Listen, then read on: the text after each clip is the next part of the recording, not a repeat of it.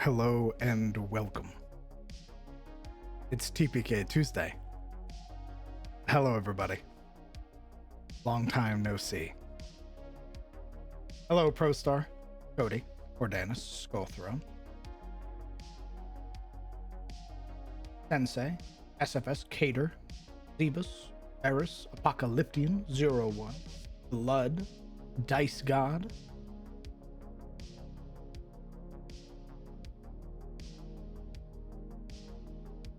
Mr. Ruffian, Hail, Passive Possum, First Time Chatter, welcome, Death War, hello everybody.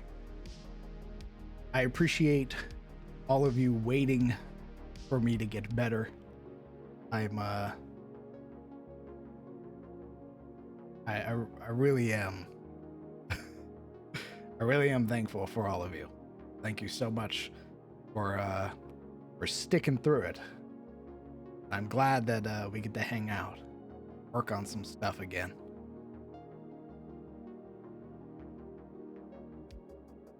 Mr. Bite, thank you very much for the 21 months. My God.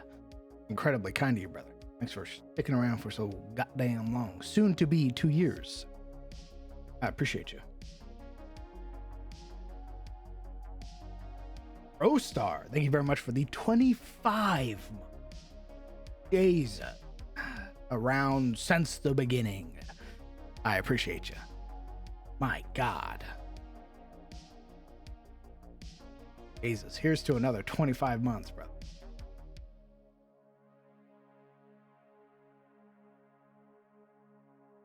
SFS, thank you very much for the 3 months. Time sure flies. Yes, it does. Goddamn. Thanks for sticking around for so goddamn. And 01, my friend, thank you very much for the 24 months. 2 years. I'm glad you're getting, brother. I appreciate it. I still got a bit of a rasp, and I'm still coughing.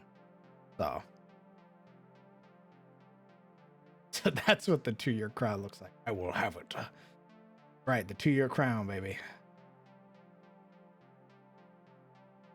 Zebus, my friend, thank you very much for the 22 months. Sticking around. Thanks for being my mom. Wolfmaster, 25 months. Jesus, you guys have been around for so goddamn long.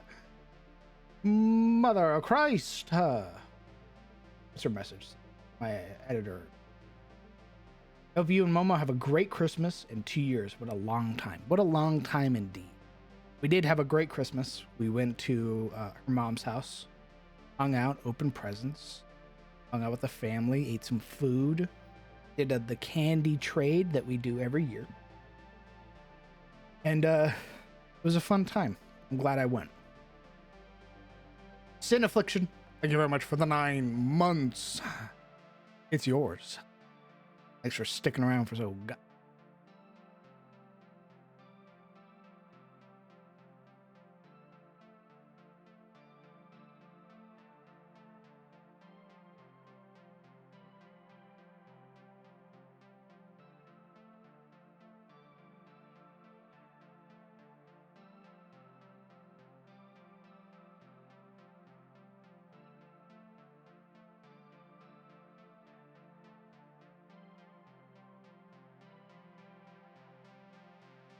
My God.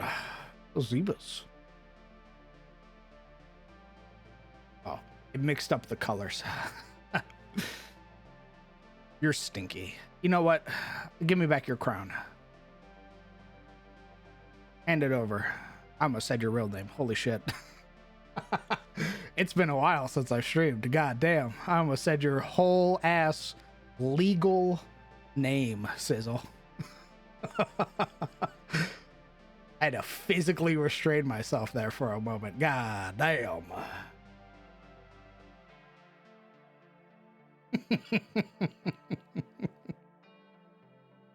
Damn. Anyway, I appreciate you, brother. What overturned doxing a player? That's right.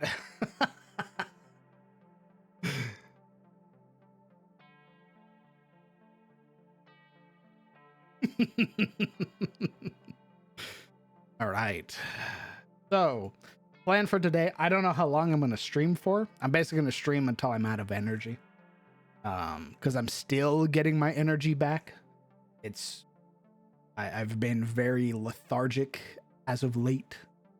So, I'm still sort of fighting off the crud. A majority of it's gone.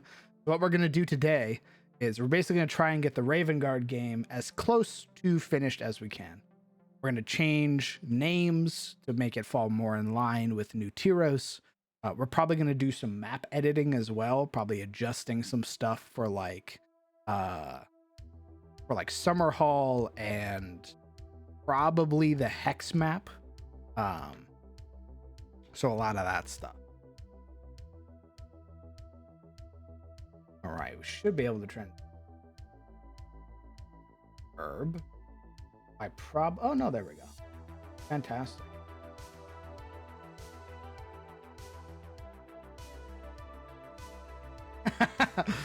I see a raccoon already waiting in my kitchen.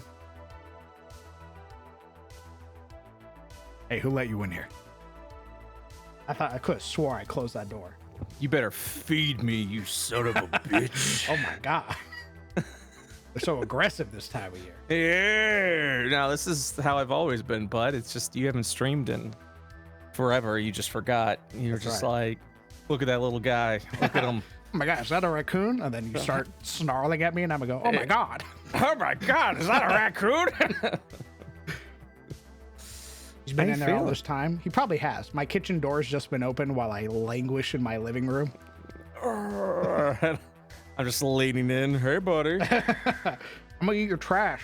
Hey, what's going on? I'm not asking because you can't do anything about this. So I'm just gonna eat it. I'm just gonna eat it now. So, little update. Please. Momo is very generous, very kind friend. She got me a mini fridge. Oh. So my NOS is ice cold right now. Oh my I god. literally had to take 2 steps to get it. Oh my god. You don't have to hide NOS from roommates anymore? It's amazing. Good for you, man. I feel the future is now. The future is now. I also have some news. Oh shit. Book pretty much done. Hell yeah. We finished our final like review to make sure everything was formatted correctly. We're still in sensitivity review. We're gonna redo 2 of the art pieces just so that we're more inclusive. Yeah, that's the word, inclusive. Some words I have a hard time saying, and inclusive seems to be one of them. Because I'm like, it's inclusive, not like different emphasis on different parts of the word. So we're redoing some of the human art so that we are including POC characters, because we were so focused on non-human. We didn't really focus too much on the few humans we did have, being like, we should probably have some more variety with that as far as backgrounds go. So yeah, we've got 2 pieces we're redoing. And then once sensitivity is done, once I'm done hyperlinking and bookmarking everything, that's it. So we're gonna do an early access in January, and then in February we'll release for a PDF. January. Mm-hmm. God damn. January for early access. Those that work for IO Publishing and close friends. Winky face looks like round. That's right, baby. I get a special privilege. Yeah, you do, bud. Yeah, you do. Just to make sure everything's done. Then yeah. But enough about my shit. How are you doing, bud? I'm still coughing. Mm-hmm. Everything has a sort of like off taste. And I'm hoping that's not permanent. Mm-hmm. My voice is still raspy. Mm-hmm. And other than that, I've been basically just working on shit in the background. Finally figured out how gods work in my setting, Awesome. and the saints, or at least how it works in Tyros. I have vague ideas of how it works everywhere else in the rest of the world, but where the games are taking place, I know how they worship their people. What I need to work on now, I'm updating all of my stuff, my new game, to basically make it fall in line with the new world. Cool. But the big thing that I need to work on now, the hells, how the fuck they fit in this new weird technological sort of mix mash of like Magitech and fantasy. You'll figure it out. That's the hope. At least that's the hope for with the Discord, is to sort of feed out ideas and be like, what do we think? And everybody be like, that's okay. Or, that's pretty lame. You're a braver man than I. I'm very fortunate. My community is very much vested in the world and wants to help me build it. Yeah. Yeah, those freaks. They do get a little aggressive sometimes. That's what I'm saying. Like with me, it'd be like, what the fuck do you know? You know, like it's just like. But also, for me, it's the fear of too many cooks in the kitchen. You know what I'm saying? Completely understandable. Yeah. And also, not to be a catty little bitch, but I'm gonna make what I want to make, and that's it. And you can agree with it by buying it, or Buy not. it now. Yeah, or not. Stop talking, sped buddy. I dig it. I mean, there are parts where I'm like, hey guys, Oh, I don't care what your opinion is right now. I'm just gonna do the thing that I want to do. yep. I think for me, it's once the door opens, there ain't no closing it. But I will say, having multiple people toss opinions, or not opinions, but tossing ideas out is always good. It's always good, you know? Absolutely. Can't It do that helps a shit lot. on your own. That's why we got the writing team. I love opinions. I'm just I tired. think I need a local magus. Okay. I think that's all I need.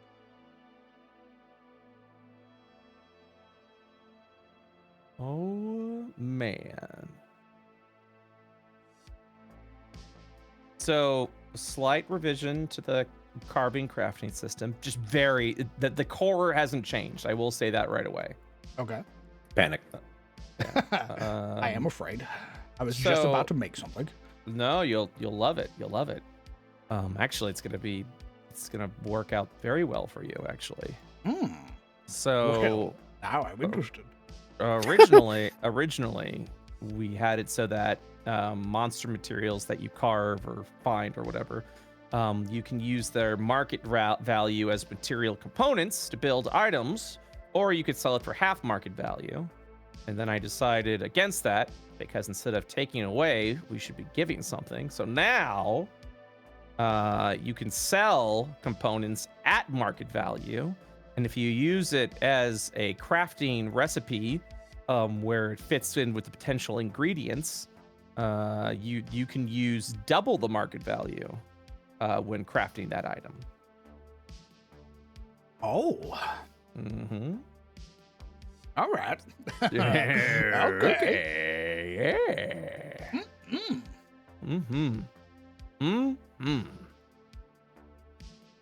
So that way, if something's worth like 1,000 gold pieces, let's say, you could sell it for 1,000 gold pieces, or you can use it as a crafting material for 2,000 gold pieces. That's fucking hot. Mm-hmm. Like that. Mm-hmm. Mm-hmm. That's it. That's the only thing we change in. No, no Like big I deal. said, it's just a simple change. Well, because I've been working on the next book. You know, Already Already putting tracks down. already got 18 pages. Sans art and review done of the book. Yeah, we working hard. And yeah, I'm very excited for this next book. Having seen what you've shown me already, Mm-hmm. I'm also very excited. I'm very excited for this book. This book will determine my entire future. No pressure. Nice. No pressure. Fucking back it. Although I Please. did put the tiers of backing that you could back it. I wanted to keep it very simple this time. They won like 8 or 10 tiers. I was like, you know what? We're gonna keep it pretty straightforward this time. There's like 5 backer tiers that you can do. Nice. It's all straightforward, good shit. But I have to see what we can produce, how much it costs, etc., etc. It all fits within the budget. Yeah. Well, also just make sure that, the cost to make is worth like the price as well, 'Cause there's definitely been some items with some companies that I've been like, this was a little too expensive. Probably shouldn't have done that. But that was a lesson learned, so. But I just put down.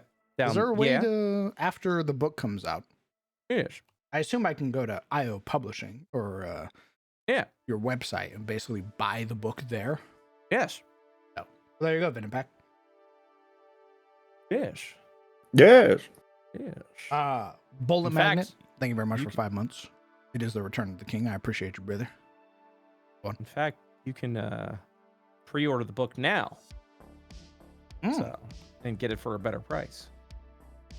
Once we close orders, though, that's it. Well, I mean, you can still buy the book, but it won't be at the discounted price that it is now. Like, you could buy the book for like $50, I want to say, and the PDF and the book for $60, and that's all gonna go up like $10 when the book finally comes out. So. Just a side lurker, thank you very much for 20 months. Holy shit. I remember when you showed up during the Monster Hunter streams. I appreciate you sticking around for so goddamn long, brother. I'm like a little baby. You're just a little What the bad word? in the wind. Ooh, we're gonna name. How do we feel about the name Owen? Owen? I like Owen. How you gonna spell it? Well, I'm gonna use the Welsh version, which is Owen. Okay. Yeah, no, if you're gonna do that thing that some DMs do when they want to get fancy with names. I've been doing that. I just slap a Y in there, and I'm like, Oh that's mine, yeah, or baby." Y, or like add a silent H. Start throwing some umlauts everywhere, and Hell you're like, yeah. you're like, this is some creative ass shit. I'm a goddamn genius. I did this. God, look at me, so fucking impressive.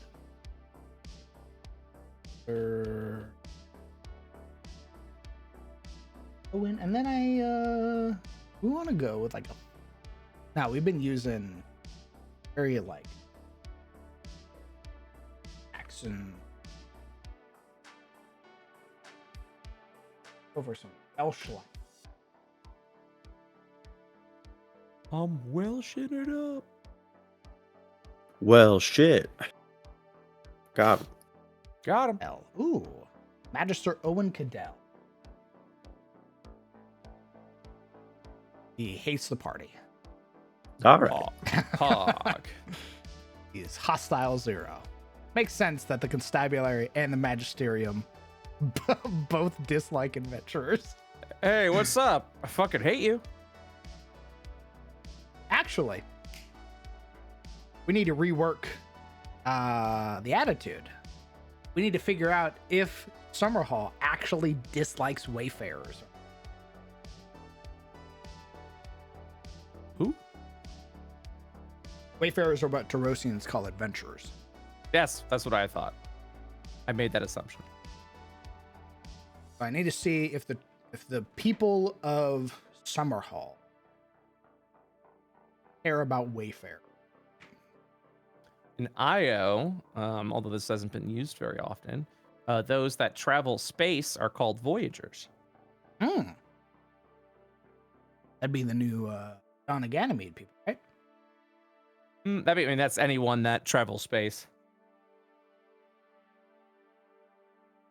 Which is every party except Curious Curios and Shadow's Breach.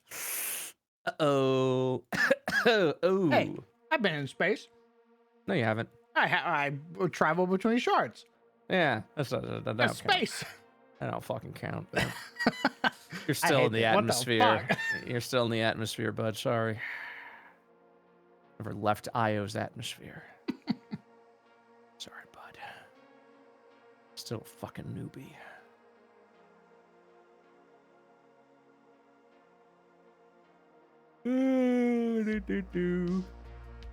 Oh man, can't wait to be done with this fucking book.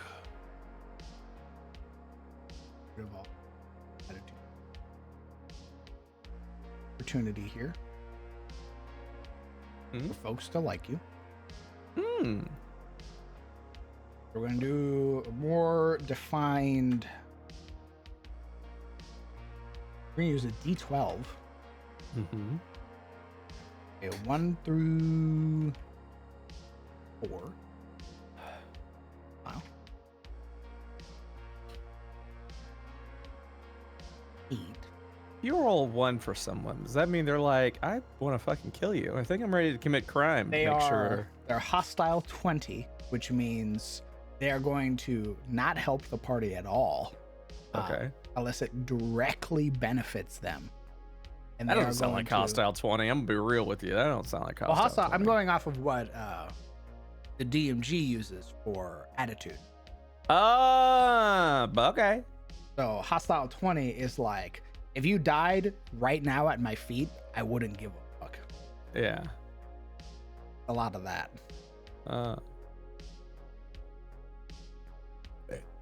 Excuse me. Pardon me. Control.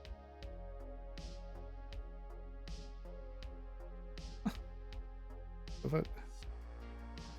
What the fuck?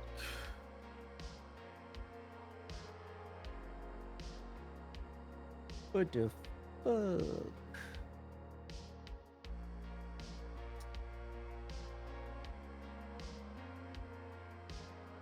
Actually. Less. What the fuck? So we're going to start with the Alderman. How was your holidays? I spent a majority building up to the holidays. Sick. I'm still recovering. Otherwise, spent it with the family. Good time. Rolls eyes. What a fucking buzzkill, am I right?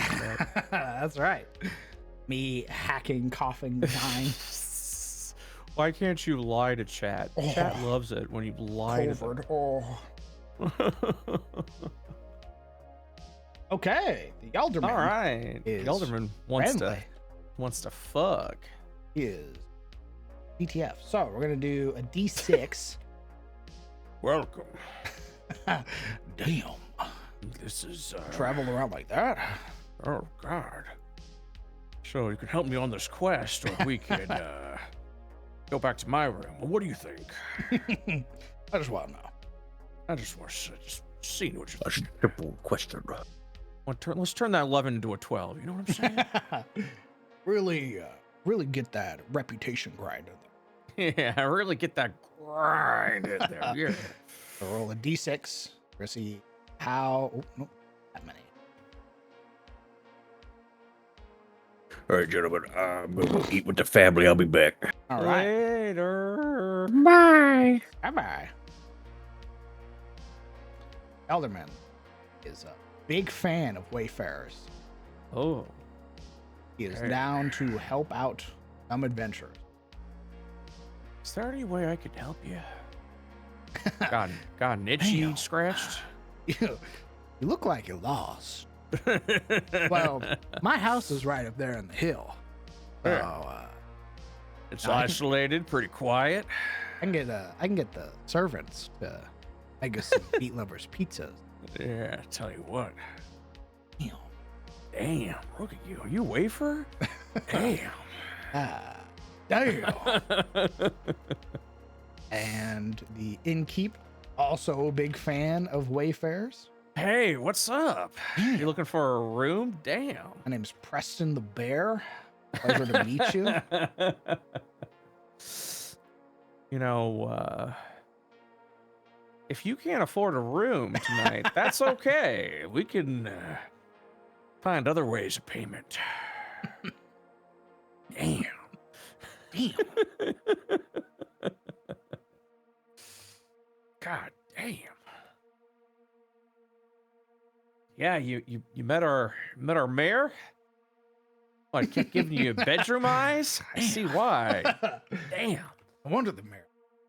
Yeah, everyone in town's talking about you and just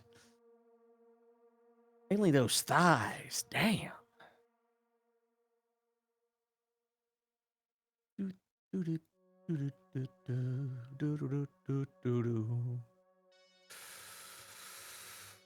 Hoo-wee. Very say, damn. Damn. All right, we're gonna see if the stable master Oliver Lightdew is a fan of wayfarers or not. Well, he doesn't really care. He's neutral.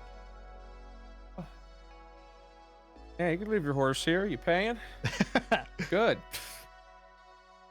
What do you mean? Is there any other way I can make payment? No. No, it's- man. Yeah, It's gonna be 20 fangs. Take it or leave it. Same for everyone. Yeah, sorry, I'm not a fucking whore like everyone else in this town.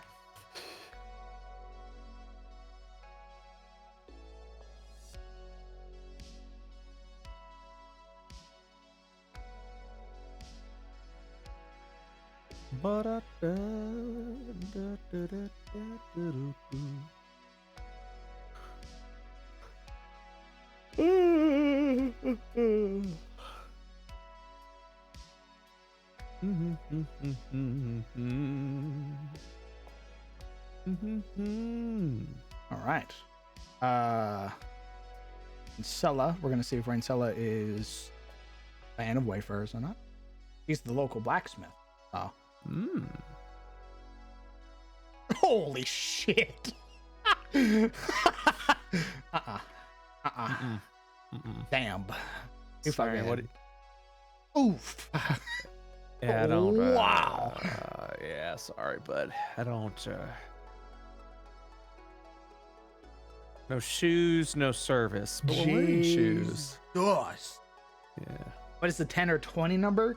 So 20 means that she's on the verge of being neutral. So like a good act on the party's behalf will sway her to being more neutral towards the party or treating them with more neutrality. Right now, she's going to be very skeptical of Wayfair. Sort of mark up her prices when dealing with the party until the party either does her a favor or sort of shows that they're not assholes. Come on, you're wayfarers. You got the money. Yeah, that sword. Yeah, I know it says it's 20 fangs. In fact, it's 40 fangs. So Yeah. That was an old price. We had a sale. hasn't been updated yet. Yeah, sorry about that. Will I honor the price? No. You can honor Fuck yourself off. by going somewhere else. Yeah. I have no intentions of doing that. So Tanner though, No. they're gonna get some leather armor. Tanner's a big fan. Yep. Real big. Wow, they're really really liking people in this town now. Hey, This you place, look great. This. this place probably got settled by Wayfarers, which is probably why they're so Yeah. receptive to them. To some people, at least. Well, I'm gonna assume Rancella isn't from Summerhall. Probably an outside guild member who like came in and was pretty much ordered by the guild to come work here. Mm-hmm. That's also the cool thing about the system is you're already building a background without being like, so why do the numbers say this? And you're already getting some history built around these characters, which is very cool.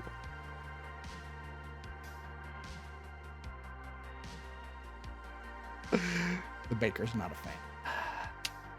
Oh, but he's all right. Maybe he's just had a bad run-in with a Wayfarer in the past. Okay. He could be swayed. Merle, thank you very much for the 12 months with your Prime Gaming. Incredibly kind of you. What do you mean the baker doesn't like us? Where am I going to get a cheesecake?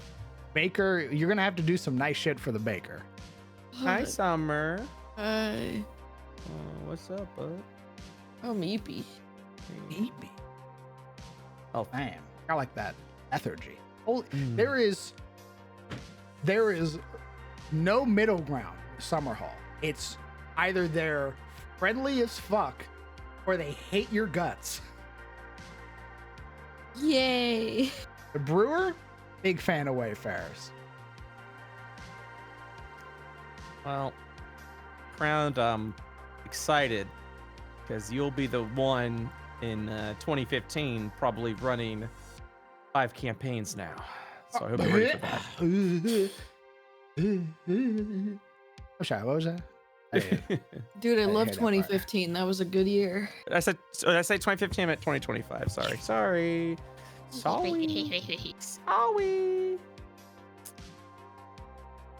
I think I've been thinking about this for a little bit. Summer's here, so I can tell my thoughts. I think 2024 might be the last year of Phase 3. I'm thinking. Sag. Well, what Sag is, it might be the last year of IO. Sag. Gotta go when it while the highs are high. You know what I'm saying? Mm-hmm. No. We know. No. Mean Summer. I understand, brother. Again, as I told you in DMs, if Yeah. the second book does really well, I can see the full pivot into like third-party content and just being like, hey man, I'm gonna go work on the shit that I really want to work on. My passion project. Yeah. But we shall see. I'll tell you what, it's this decision isn't a happy one. I'm definitely not like, yes, and I'm not free. There definitely is some bittersweet feelings. But I think storyline wise, because every year I assess, I go, okay, where are we at story wise? Because I obviously it'll be done when it's done. So like, if we don't wrap up by 2024, then we don't wrap up by 2024. As long as the story has been told, but where everyone is, where all the pieces are currently, it's a very good chance that 2024 is going to be the wrap. Like I'm saying all year, like, you know, November, December 2024 may be the wrap up point. And what's really sad is this might be, I was thinking about it, and honestly, this might be the end of the entire story. Like, we've been running IO since 2018, 2019, kind of building this tale up as we go on. And now I think we're, sadly, I think we're approaching the end of that story. Because it has to end at some point. You know what I mean? It just has to. But with everything where it is now, I think this year is going to be the wrap up point.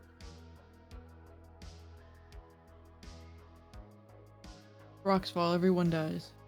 Okay, just want to say hi. I gotta go to a meeting now. I love you guys. Bye. Bye. Enjoy I'll your be meeting. back after. I'll be back after my meeting. Okay. What's this? What meeting are you doing, Miss Professional? What's going on over here? I'm talking to an artist about art things. Ooh. I have to be there. Well, have fun. It throws my metal Pokemon card at your head. Oh my god. Oh, fuck, I'm bleeding. Jesus Christ. But we shall see. I'll probably make if I am doing that, it'll probably be official announcement around June or July. But I also don't want to be like, yeah, if the next Kickstarter success, I'll probably be aiming towards that. And then I'm not saying people will do that, but I also don't want people to be like, No. well, then I'm not gonna back it. How about that? Oh, if I give you money, you're gonna stop creating the content I like? No. I'm out. Man, leave it to someone else to do the streams, you know, do the streamed content. I'm just saying, it's very rare for a D&D streamer to, well, A, retire, but also B, retire on a high note and not, you know, chased out of town with a pitchfork. I understand. So I kind of would like to just, you know, end things on my terms and be like, that was a good run. And then I would rather have people miss me than be like, good riddance, he sucked. It would also free you up to play in games. True. If I had an interest in that. Understood. No, hey, no. If that was a subtle invite, I will of course be happy to play. But you know, I'm the one because there's a lot of DMs that are like, I wish I could play, but I'm always DMing. But for me, it's like, I love just making shit. You know, I love DMing. I love doing all that shit. That's my. Like, if you're like, would you like to DM this game or would you like to play in this game? I'd be like, oh, if you're give me the option, I'll DM it. Thanks. Much appreciated. Much appreciated. Give me those notes, you know. But hey, if you ever want to invite me to a game, I'm, of course, will be down to clown. Oh, yeah. And you're like, yeah, you'd be down to play a game. Then I just completely shot it. Just like, yeah, that ain't happening. Oh, yeah, that's cool.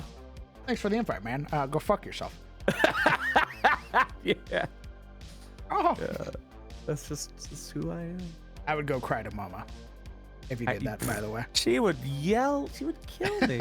If you were like, yeah, thanks, Crown. Go fuck yourself, though. Go Don't play fuck your yourself, Bobby, to I be would fair. mute myself immediately and stand up Mama? and go hobble my way upstairs and be like, I need you to watch the last 30 seconds of stream right now. Mama! This is the man you introduced me to. Yeah, he's being a piece of shit, dude. What the fuck? Oh, shit. SFS, thank you very much for a gifted sub to Legion. Incredibly kind of you, brother. Nuclear Winter, thank you very much for the 25 months. Oh my god. Since literally the beginning. Much appreciated. Glad you're feeling better. I appreciate you, man. I do feel better. I'm still getting over the little bits of crud that are left, but otherwise, back to my old. Just in case, happy holidays, Doc. Happy holidays to you too, brother. I'll be right back. All right. Thank you for 25 months, my man. My God. That's the very beginning, brother. Start DMing. Want to play. Start playing. Miss DMing. Oh. Absolutely, Red Gray. Also, first time chatter. Welcome, brother. I feel that very much in my soul. There was a point where I was like, oh my God, I want to play. And then I've been playing with Brett. And I'm like, I want to play and I want to run games. Mom, the other DMs are being mean to me. Mom, what the fuck?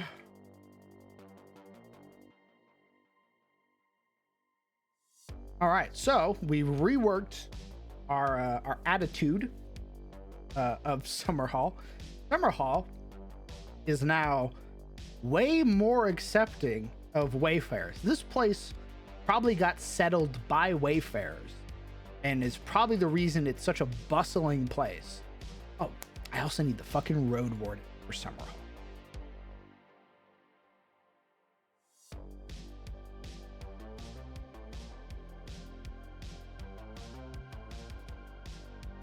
They have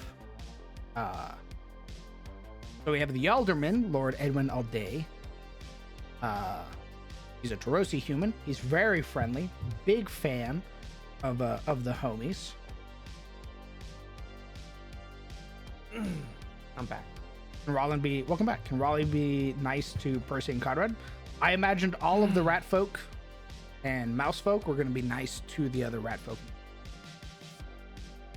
Like I was telling Brett, what probably happened is that the people that are hostile have probably had bad interactions with wayfarers in the past, either in some way, shape, or form, or it's something local that's happening to them and has sort of soured their attitude because nobody is helping them. So if the party comes in and sort of treats those people well, you know, the attitude will change and you'll see a much nicer sort of town. Hey, good Bread one. for a while. Wait, what? Huh? What about me? Wait, what? What about you? Oh, what was said about me? Brett makes those cravings of wanting to play by reminding you of the cruelty a DM can inflict. Oh yeah, I was saying, I was like, there was a moment a while back where I was like, oh, I want to play D&D, and I got to play D&D. I'm like, oh, I also want to DM. Yep. It's a lot of like grabby hand, like I want everything, like a greedy kid. I'm like, oh, I want to play in all the games, but also I want to run my own games. Yep. And for me, it's like, I want to run another game. Uh-oh.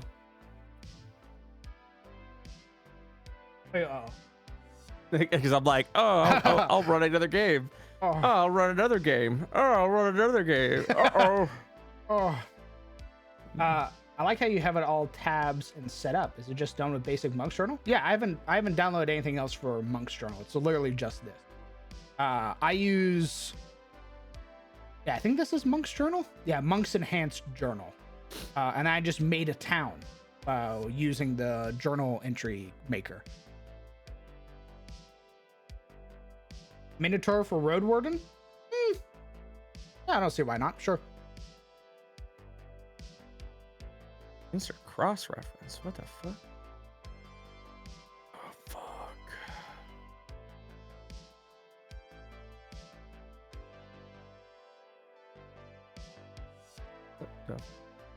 What the fuck? I rolled and I got mail. But if you sell me on it, Legion, listen.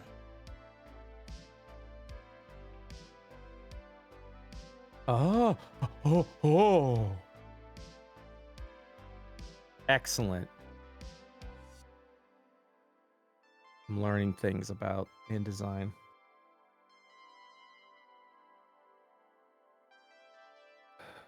Road Warden, is that like the local state trooper? Yes, actually. Imagine if you would, an individual who is appointed by the person in charge. In this case, Summer Hall is a town, which means it is controlled by a Yalderman who answers to the local Dracus. The Dracus is the one who holds the city on behalf of the High Lord. A Road Warden is appointed by these individuals in charge, to patrol long stretches of road. For this case, it would be Summerhall's road that connects to the crossroads that leads up to the next town. That's as far as their jurisdiction goes. You have a Dracus who can appoint their own road warden who patrols the entirety of the road. So there are a fuck ton of road warden. This would be the recognized road warden by the Elder. A Dracus is a vassal lord? Yes. They hold their fiefdom on behalf of their vassal lord. So it goes High Lord, who controls the Fanghold, which is every county within their territory. Within a county, you have a Dracus, who controls the county, and then inside of the county, you have towns, which are ruled by Yaldermen. And Yaldermen answer to the Dracus. If you use exclamation D&D and go to kingdoms and factions, kingdoms and locations, you'll see the Kingdom of Tyros, and it explains the dragon-marked nobility hierarchy. The Yaldermen are like mayors? Yes. They are quite literally, alderman is an old term for mayor or lord mayor. So we have Yaldermen and Yalderwomen, which rule a town. You have a Dracus who rules a county, and then you have a High Lord who rules a Fanghold. Holy shit. What's up? Hyperlinking these like reference links together, so fucking intuitive that I can now safely say that if you're not doing it, well, I guess I can't safely say it yet because, you know, this might not work.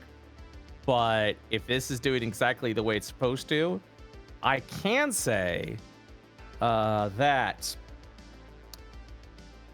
Oh, that's right. Yeah, there we go. The people that aren't making it or aren't doing it, fucking do it. It's so fucking easy. What are you doing? You know? Mm-hmm. Like, come on.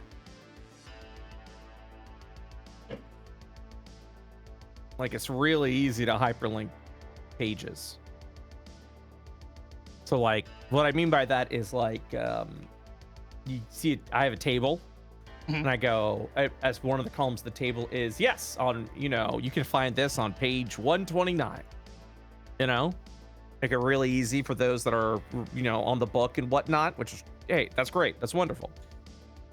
But with the hyperlink, you can click on page 129 and it's just gonna take you there. Yeah. So literally if you don't have that in your PDF and you are a modern company, I fucking hate you. Yeah. If you don't have a searchable PDF or a clickable PDF, go fuck yourself. Yep. It's really easy. I hate, like, I'm fine if it's like a fucking, like a book from the 80s that somebody has scanned and put into a PDF. That, right. Totally understand. Right. But if I buy your fucking PDF from 2022 and I can't click on your table of contents and click on page 196 and it doesn't take me there, yeah, you're shit. Awful. Fucking doo-doo head. Yeah.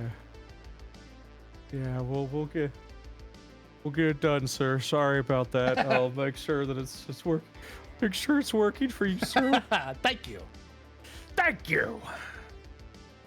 Man, I just love this shit, you know? I just want to make cool shit for everybody. And you are. And you will. Oh, thanks, bud. I grab you. And you will. Deeply French me down my throat. You will. Okay. Oh my god. I'm sorry to say. Yeah, you can have her back. I was just hyping him up. I'm done with them anyways. Toss you to the ground. I got what I wanted. I'll be waiting for that book. And then I close your door. I reckon she's a road warden that was native to Summerhall. Probably a local. So the Dracus appoints the road warden.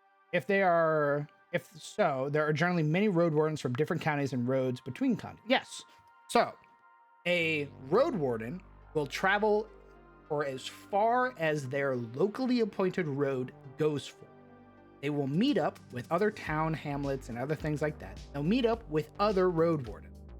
So you won't see the Summerhall road warden traveling the road that is connecting to Northbury, because the Northbury road warden patrols that road. However, if the Dracus's appointed road warden conscripts Summerhall's road warden, then you will see them traveling up and down the county regardless of the road.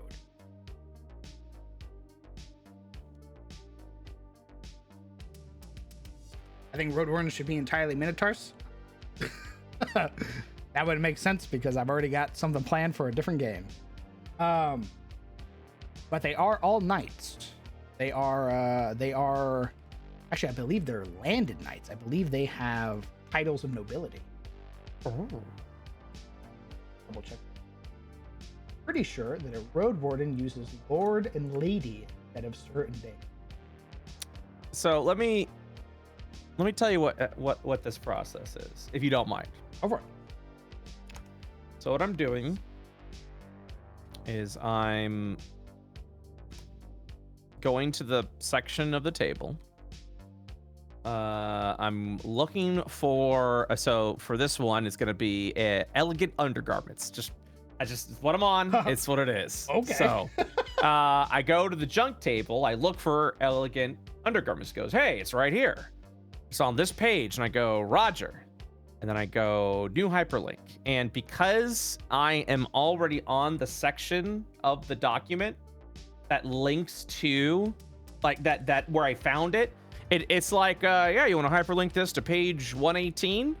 It seems to be what you're on in the junk thing. And I'm like, yeah, I want to do that. And then it's like, all right, done. Did I'm it like, for you. Yeah, and then now I'm going to crack a glass vial that's filled with green fluid. Oh. And then So the underwear?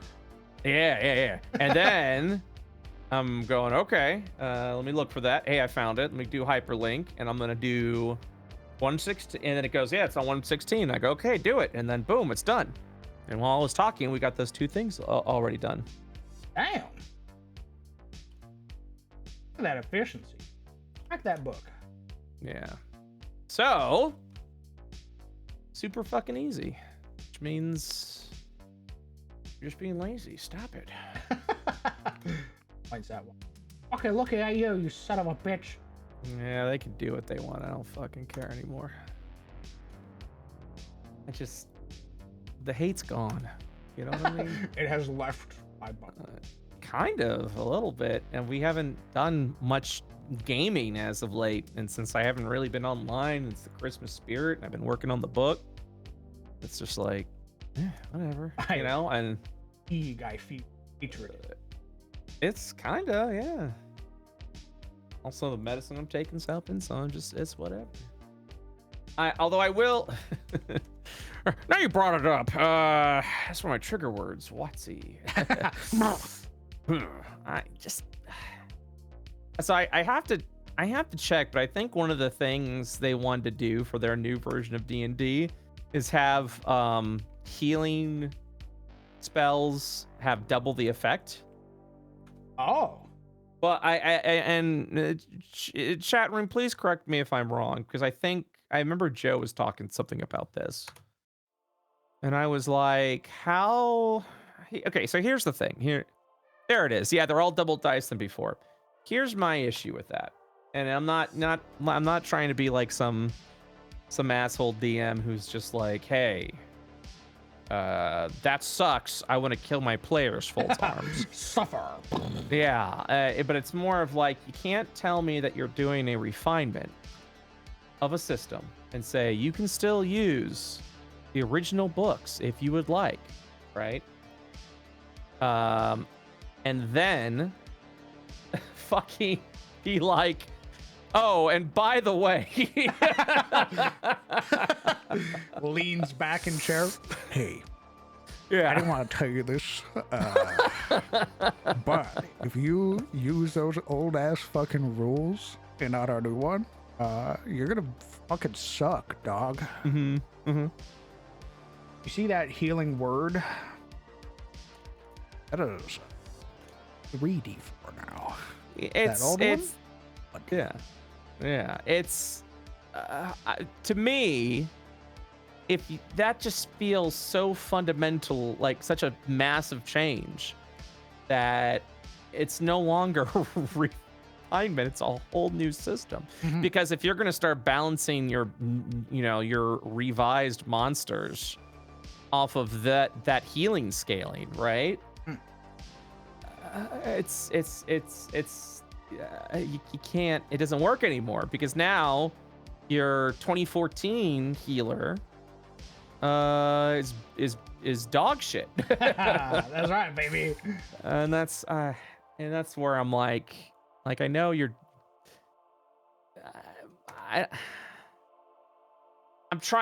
guess I'm trying to figure out whose idea was it to do a new version of D&D at this point, because I'm starting to feel like it wasn't Crawford.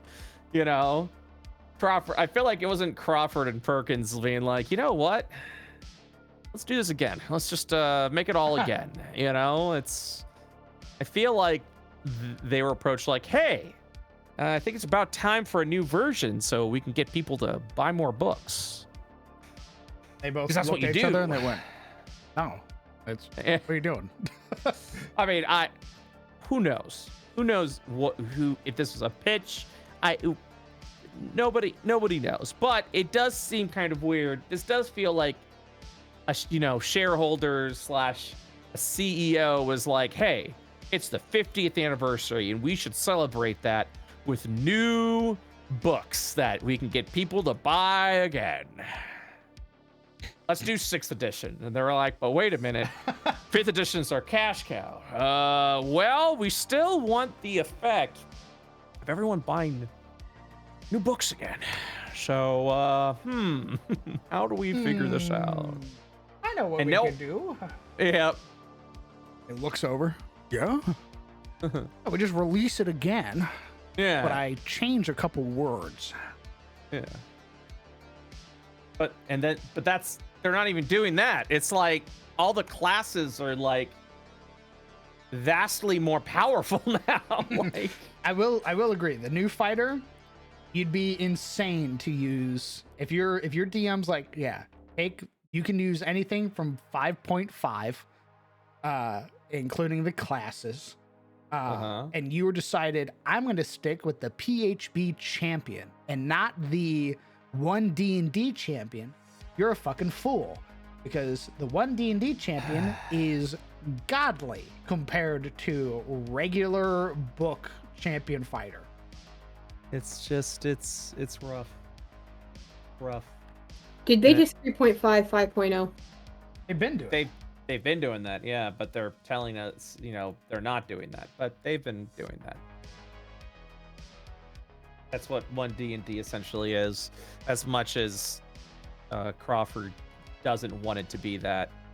They're effectively doing that, and I think it's only because I don't think they're adding new mechanics, right? They're just kind of like revamping all the class. Like there's no new. But even then, that was 3.5. So I don't know. Maybe I'm also a little dumb. I don't know. I don't know what the plan is here. I hopped into stream and I heard 3.3d4 healing word and I got excited, and then I heard new books and then immediately flaccid. That's effectively been the conversation now since 1D&D was announced, and then they went, it's not 1D&D, it was never meant to be named 1D&D, and you're like, yeah, okay. Or like, is it 5.5? And they're like, it's definitely not 5.5. It's like, Sounds okay. like 5.5.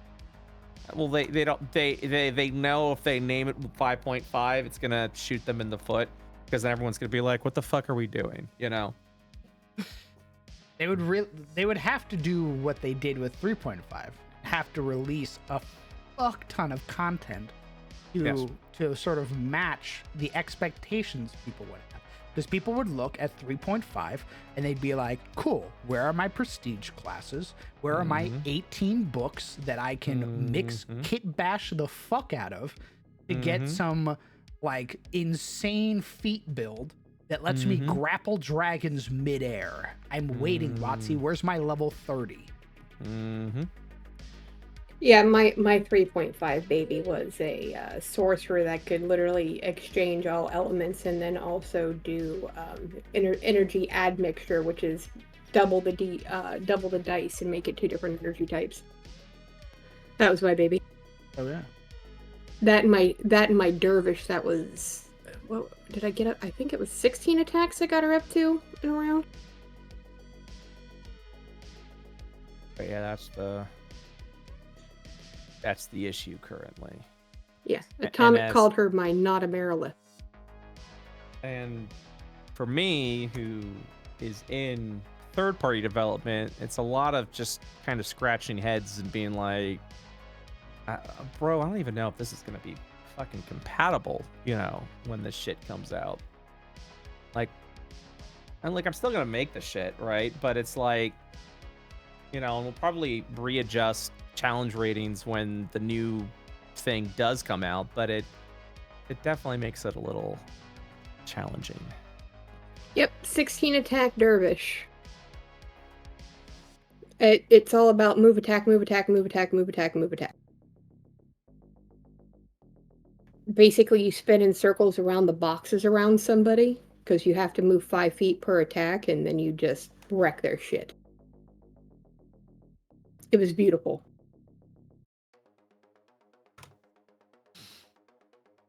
I agree, Portella. Mr. Koval made it a fantastic video in regards to like edition warring and like edition veterans and shit like that. Great stuff. What's the what was the video about? Like, what was it was explaining this observations? It was explaining this exact situation, like why they made new editions and like the sort of changing of hands of how it went from like TSR to like Hasbro to like all the other companies that have basically changed over hands. And basically because, yeah, exactly. He has a lot of insider knowledge because he basically worked in those companies during their changes and shit like that. And he expressed how how back in the day when we got a bunch of adventures and shit like that for like 3rd edition, 2nd edition, it was because the companies that were running it were using Magic the Gathering money to basically fund and show off D&D. But now the companies basically said you need to reach a certain quota of sales, which is nigh fucking impossible because book sales don't do that. It basically has been stifling the game since 3.5. And it's been a downward decline since then. Meanwhile, the whole reason why there was an OGL was specifically to avoid this whole thing. It was so that others could kind of like fill in the gap, and it wouldn't have to be Wizards' responsibility to fill the gap themselves and spending all this money on getting all this content, because other people could be doing that for them. And that's, and I'm not gonna beat a dead horse because we've talked about the OGL so many times here, but that was the appeal. It definitely wasn't like, 1 second. It definitely wasn't about like trying. What the hell? What page is this? I hear him. What the fuck? It should be 130, right? But oh, there we go. But yeah, but again, money. How do we get money? How do we make money? Where can we get the money from?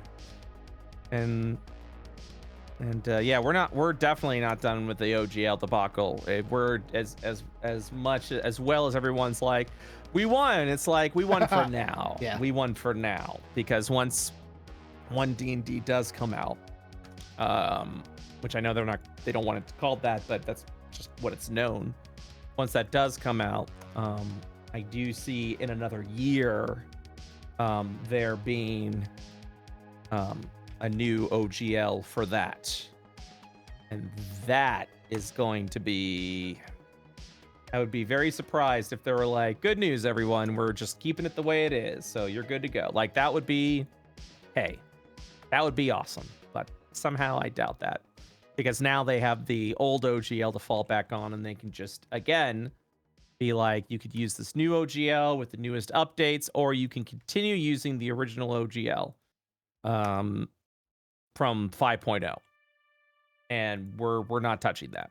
So we'll see. It's gonna be an interesting time. But I think it's also why everyone and their mom is working on a new system right now. That's So right. that- Everybody's like, uh-oh. They Yep. can see the writing on the wall. Yeah, because we've if there's one thing Wizards of the Coast likes to do, it's they don't like to learn from history. Every fucking time, like when this was going on, I was like, I said in the beginning of it, I said that they're gonna back down eventually because every time they have tried to take down the OGL, it fails, and it's always because the community rises up because of the support of third party, which in itself has become a massive titan. And when they go, hey, when people go, hey, I really love third-party books, and yeah, I'll still buy the WotC books, but third-party just takes it to a whole fucking new level. Correct.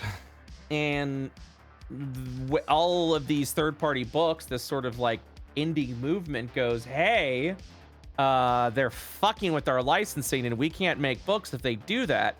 It always creates an uprising. It always hurts Wizards at the end, and ultimately they come back with their tail between their legs going, all right, we're not going to do that. Every fucking time. They do this every fucking time. And the reason why third party is trying to make their own systems and figure out their own shit is because when we've also heard this song and dance before, when it comes to this one D&D / 2024 D&D / 5.5, whatever you want to call it, they go, hey, I know you all are nervous that this system's no longer become compatible with the old version, with the old revision, but we're not doing that. It's all gonna be compatible. They said that shit about 3.0 before 3.5 came out because everyone had the same concerns, like, well, we gotta buy the new books again. Like, does that mean our old version? Like, no. You can still use your old books. They said that too.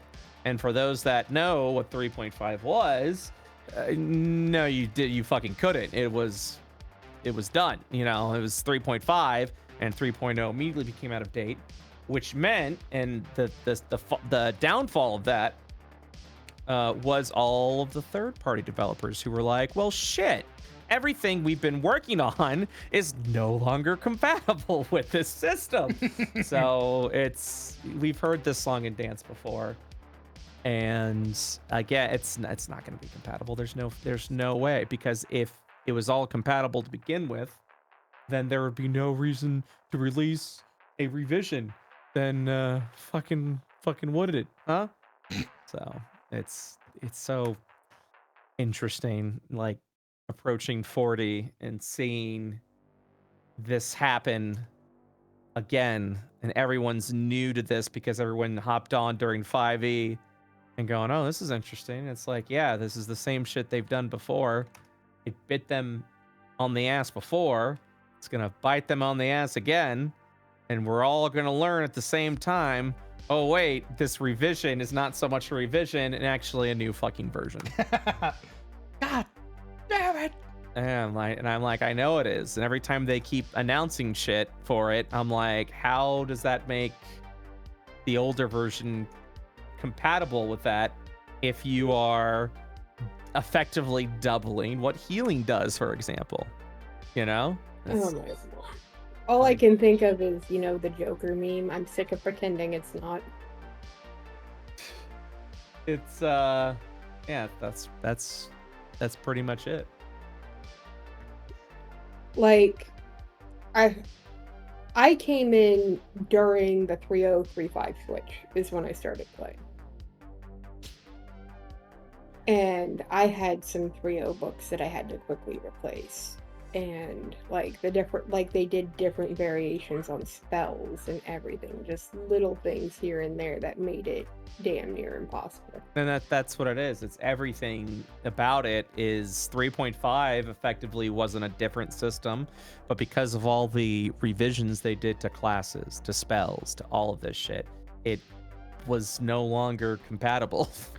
So, and even having freaking Crawford being like, oh yeah, the CR calculation in the DM's guide is wrong. It's like, are I'll you never fucking forgive them for that. Holy shit, like, dog. you motherfucker, what? What a fucking thing to say. To be like, hey, we use our own internal system for calculating CR for challenge rating. The shit you have, wrong. Been wrong since 2015, assholes. And he's just saying it with a smile, and I'm like, wait, what? Yep. Like, wrong in a good way, or wrong in a this is why we've been getting our teeth kicked in? Use that as in we released we released it incorrectly and never fixed it. And we have our own internal tools for calculating challenge ratings, so we never bothered to fix it. But now this new version's coming out, we can now fix it and release the version the way it was intended. And again, where's my dab pen?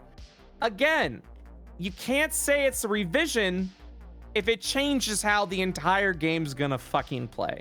When you double healing, when you change CR, when you redefine what a CR is capable of doing, it's no longer compatible with the old shit.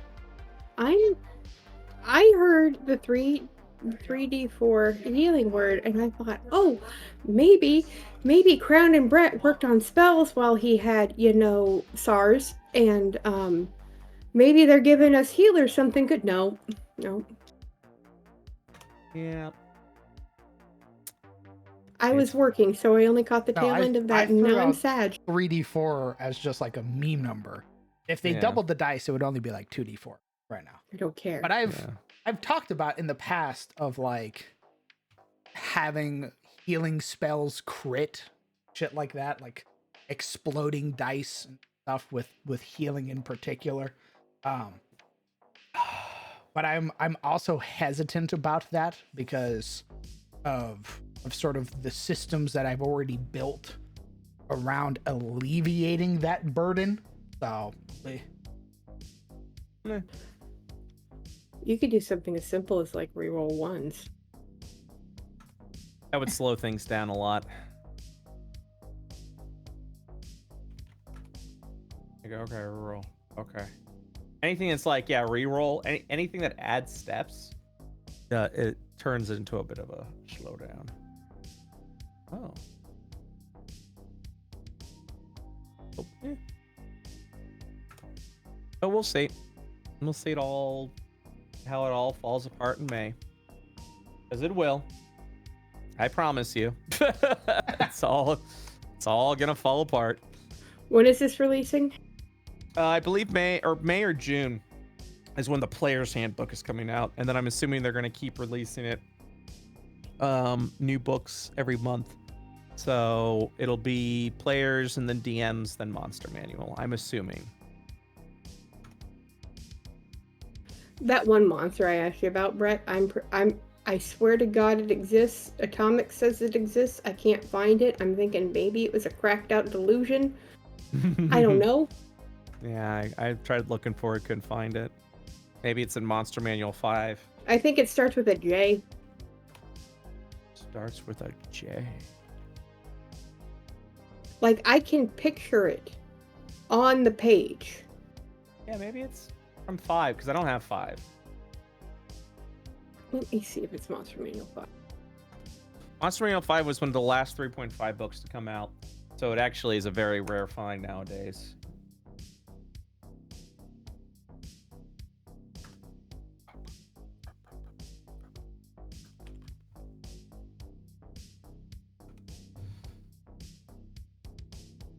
Yeah, I like that MCDM is like, yeah, we're making this system. It's not going to be a dungeon delve. Yeah, sorry, everything that you've been doing, it's not going to be that. And hey, that's great.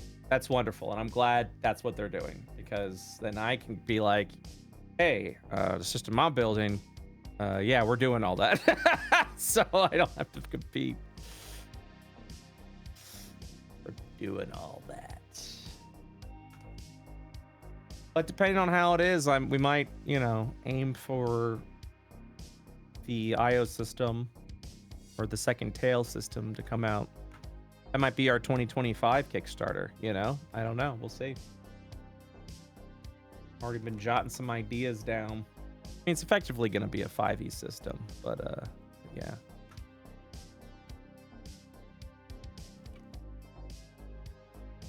Oh, crit confirmation? Yeah, that is a way to bog down the cave. Oh yeah, get rid of that. So in second tail, crits, or at least what we're proposing, crits are just going to be max damage. Nice, very good. Yeah. The high crit ability. Yeah. And the reason why for that is because also in second tail, we will actually have overpowering hits and glancing hits, or grazing hits, excuse me. So if you hit more than 5 above the AC, you get to add in another weapon dice to that roll to deal additional damage, because you've essentially overpowered the enemy so heavily that you deal some extra damage. If you roll within 5 less than the AC, you still hit, but you only deal half the amount of damage. Then anything more than that is just a miss. But it kind of lends to folks missing but still doing something, so it doesn't feel like they're wasting their time.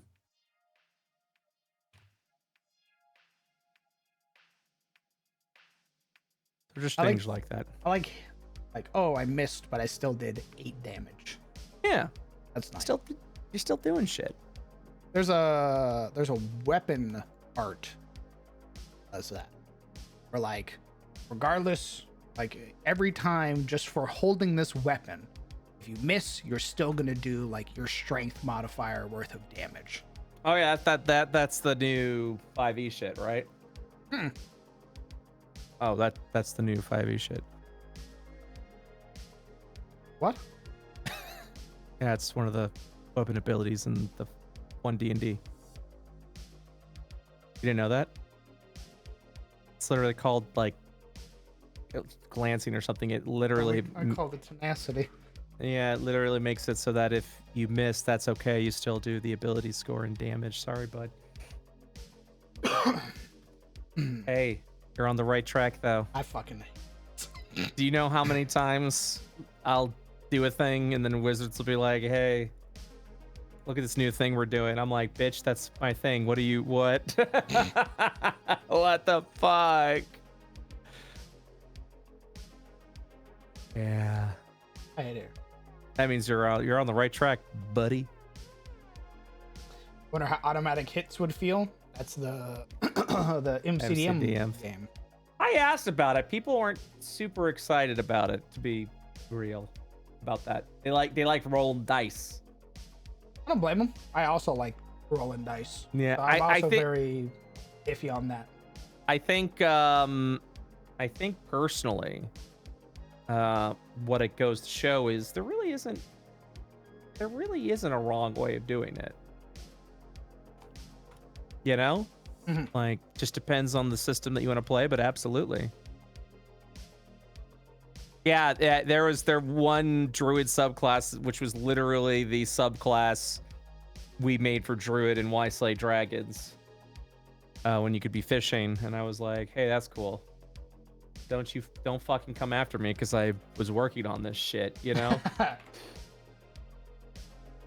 Oh yeah. It's that kind of shit. Mm.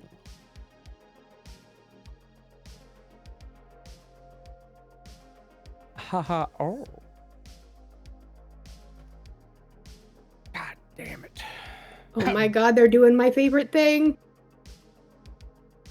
What is? You know those things that when you were doing Conan, you put out in the world for people not to touch so you could punish them when they touch it? Oh. Yeah. I don't think I actually need to change it. I thought for a moment I'd have to, but I don't actually have to change anything. Oh, shit. Good for you, I don't bud. have any like markers or anything. So I'm Gucci. Very good for you. What I do need to change is my big fucking city map. Why? Ooh. Actually, I need because it needs to fit in with the new stuff that I've made, which means there needs to be more defined roads.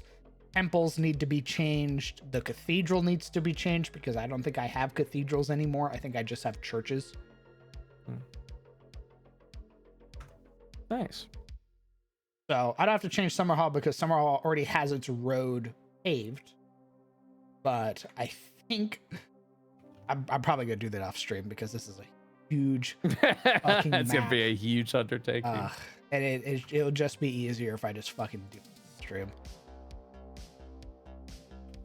Everything else is fine. It'll be the Dracus's estate instead of the Baron's estate. Constabulary's okay. The bazaar's still okay. The temples are fine because the temples are where you would find all of the saints, shit like that.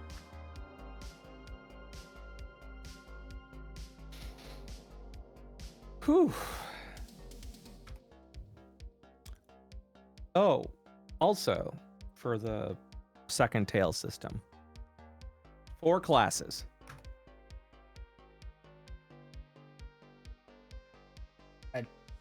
Are you going with like traditional RPG class builds or?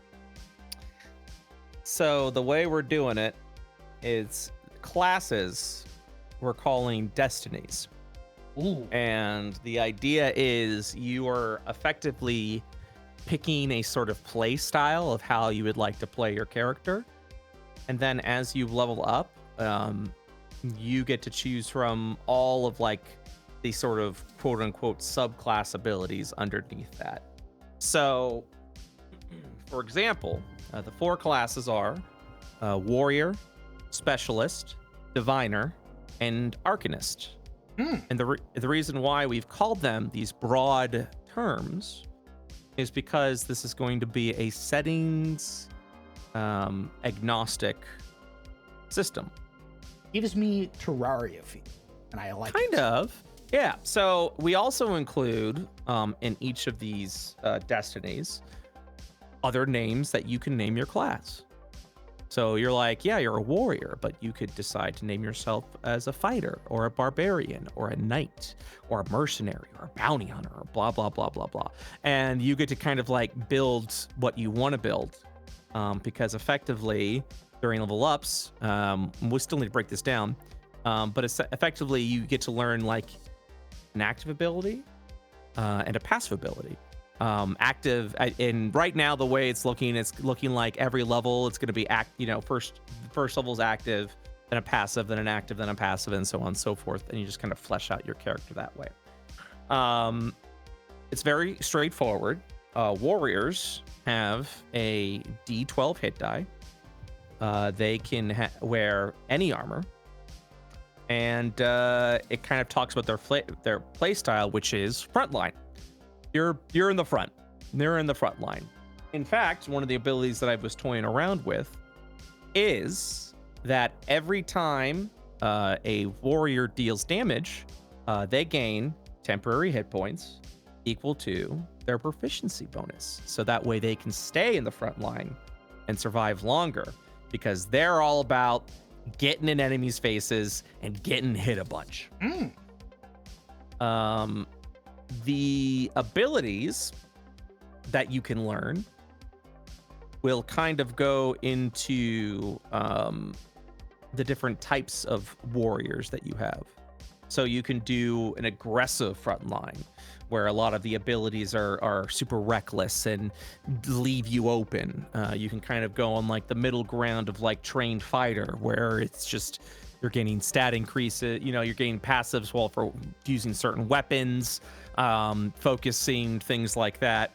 And then you can also go the more knightly route, which gives you tanking abilities, which, by the way, we will actually be designing and engineering things for tanking. Taunt will be a status effect that very much mimics the Spirit Guardian Barbarian of like, hey, I hit you, you're gonna hit me now, and if you hit anyone else, you're suffering a disadvantage because I'm the guy, essentially. Yeah. If multiple people try and taunt, unfortunately, that means, hey, you can hit me, but you can also hit that guy as well and not suffer the ill effect of That guy over there, you can hit that guy. I'm fine You can with hit that guy. That's exactly it. But typically, taunts are going to be melee based attacks. You can't taunt with you can't taunt in range.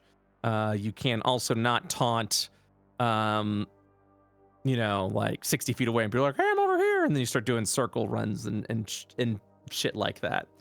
So that's Warriors. So Warriors play style is in your face, taking hits. It's your basic go-to.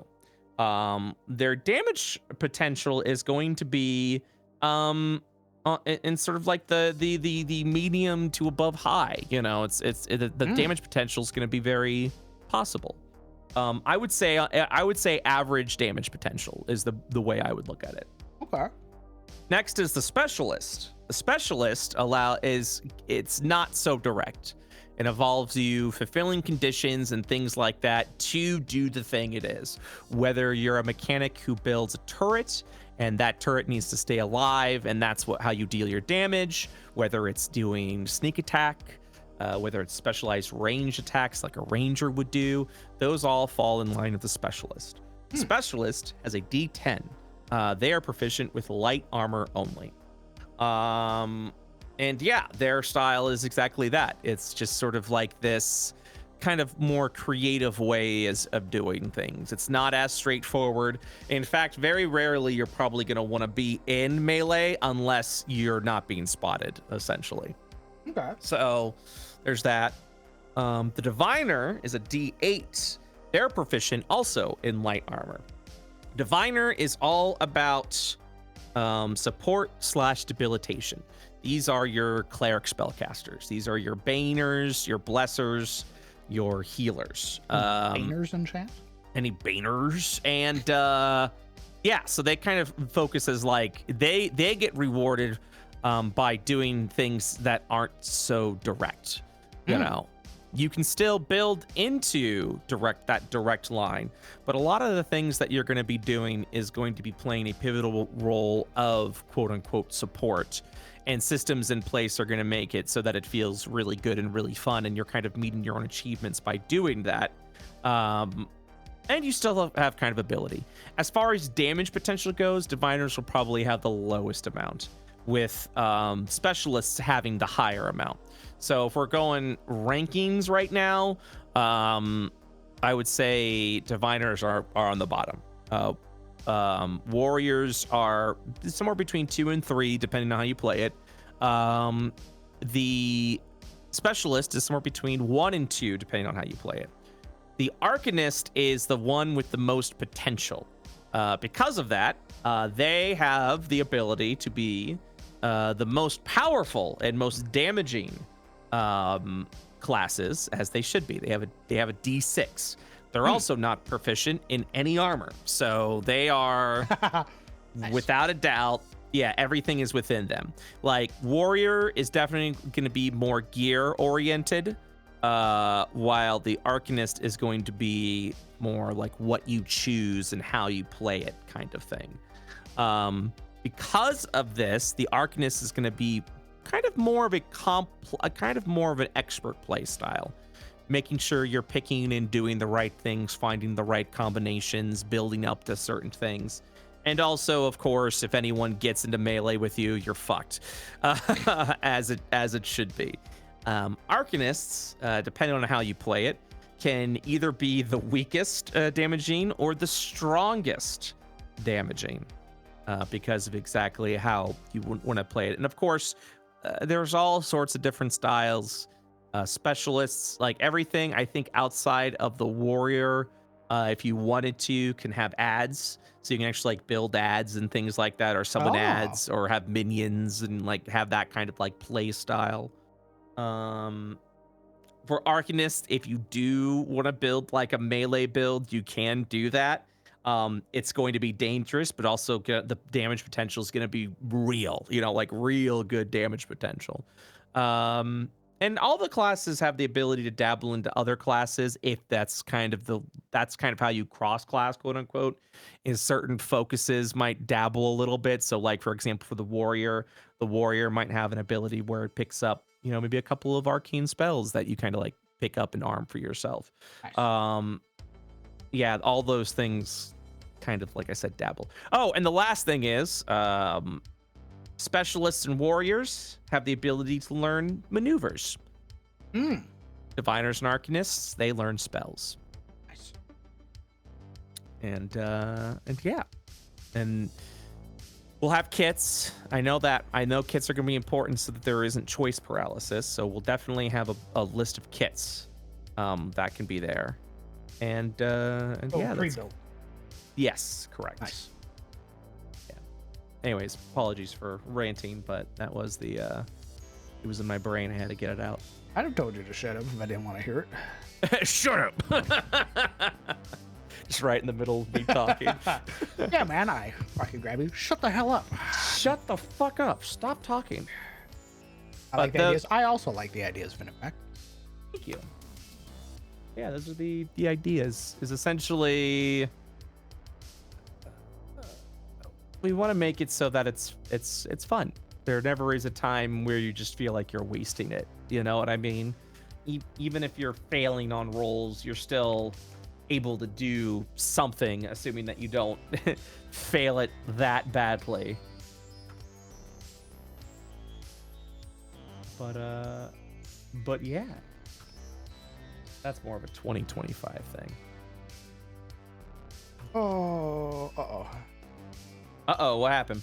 the map is so old. Some of the assets got deleted. Why would they have gotten deleted? Usually what'll happen is they'll find assets that don't work anymore. And they'll delete them and re-upload them sometime later with like new assets. Which means there's probably old assets on this map because this map was made fucking 3 years ago. And I'll need to go through and sort of find what assets were deleted and then make or update it. That's fine. What I need to do is I need to make... That's fresh. What I need to do is I need to make the heraldry for the Dracus anyhow for House Wraither. God damn it, I meant to open this in fucking 4K. I keep opening it in 2K like an idiot. Okay, I'm coming back. Northbury is a real place? It was always a real place. Why do you think he made it? I threw up a little in my mouth that I choked on it. Oh my god. Yeah, it's kind of sick. You ever just choke on your own stomach acid? That's fun.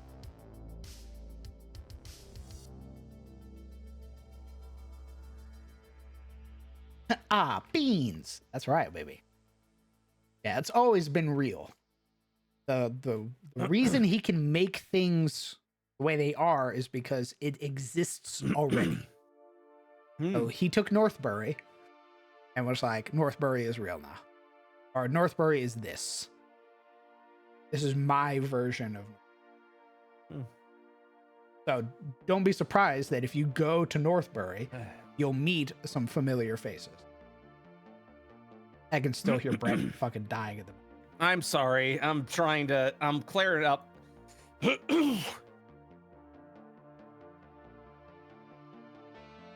I apologize. I think I'm good.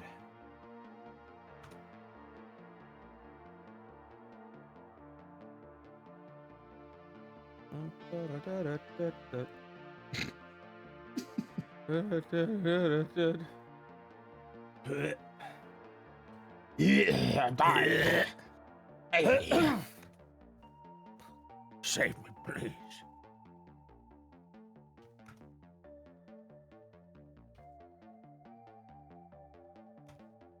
Fuck!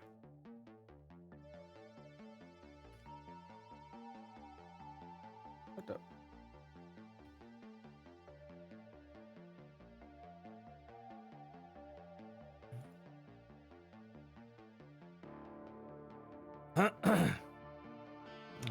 Hey.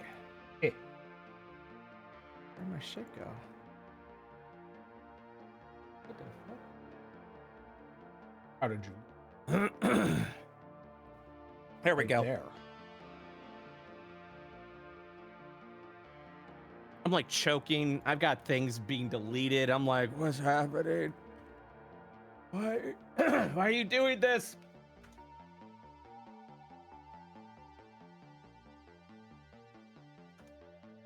Heal is the last thing you need.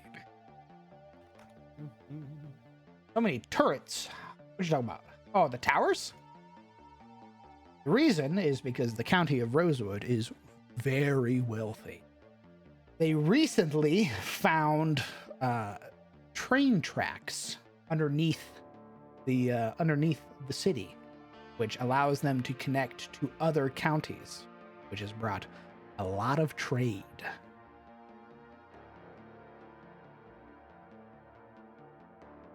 So Lord Edmund Rather is recently receiving a big injection of currency. Has basically balled the fuck out in his county.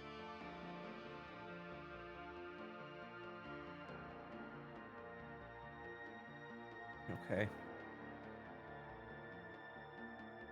I just wanted to go away. Although, I wonder if it is too many.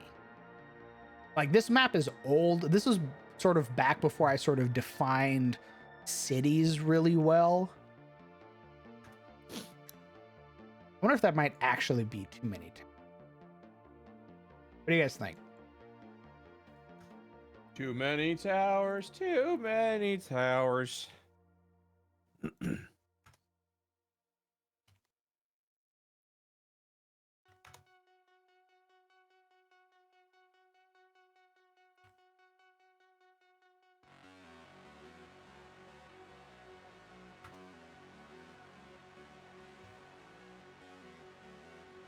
Yeah, baby.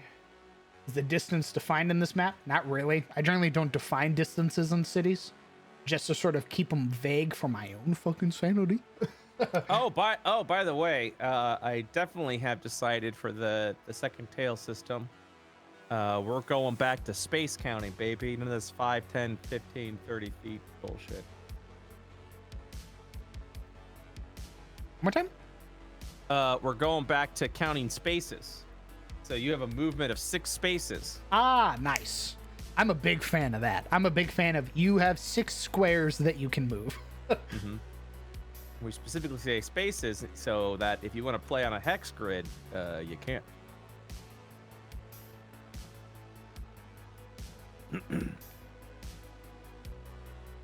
Could remove every other one. Got a nice dense feel. You got a nice dense feel. Hey-o. Oh my goodness. Oh, what the frick?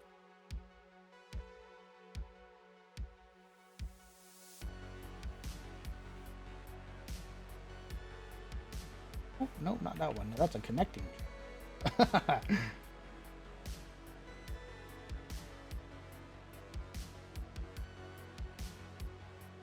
It's time, Crown. Time for what? Time for you to answer the question everyone wants to fucking know. What's that? Look at chat. Hey, just wondering when will CTF start back up, or even the new Sunday game? Land you ass. Never. So, Thanks for playing. first things first. What needs to happen is we need to get a static IP within the house, so that way we can host Foundry. Otherwise, we can't, because we got fiber. It basically fucked up our old IP, and we can't run Foundry anymore. That's been the main thing. After the sponsored game, I basically got hit with the I hate my world. It doesn't feel like it's mine. And then I just Sponsored started. games? Huh?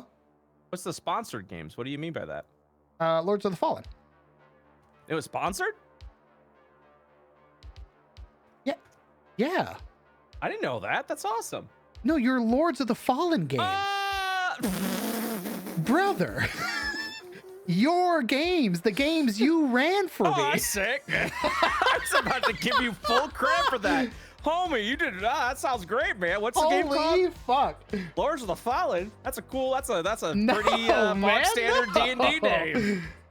No, dog. I paused my that's game so I funny. could do that because you were being very generous.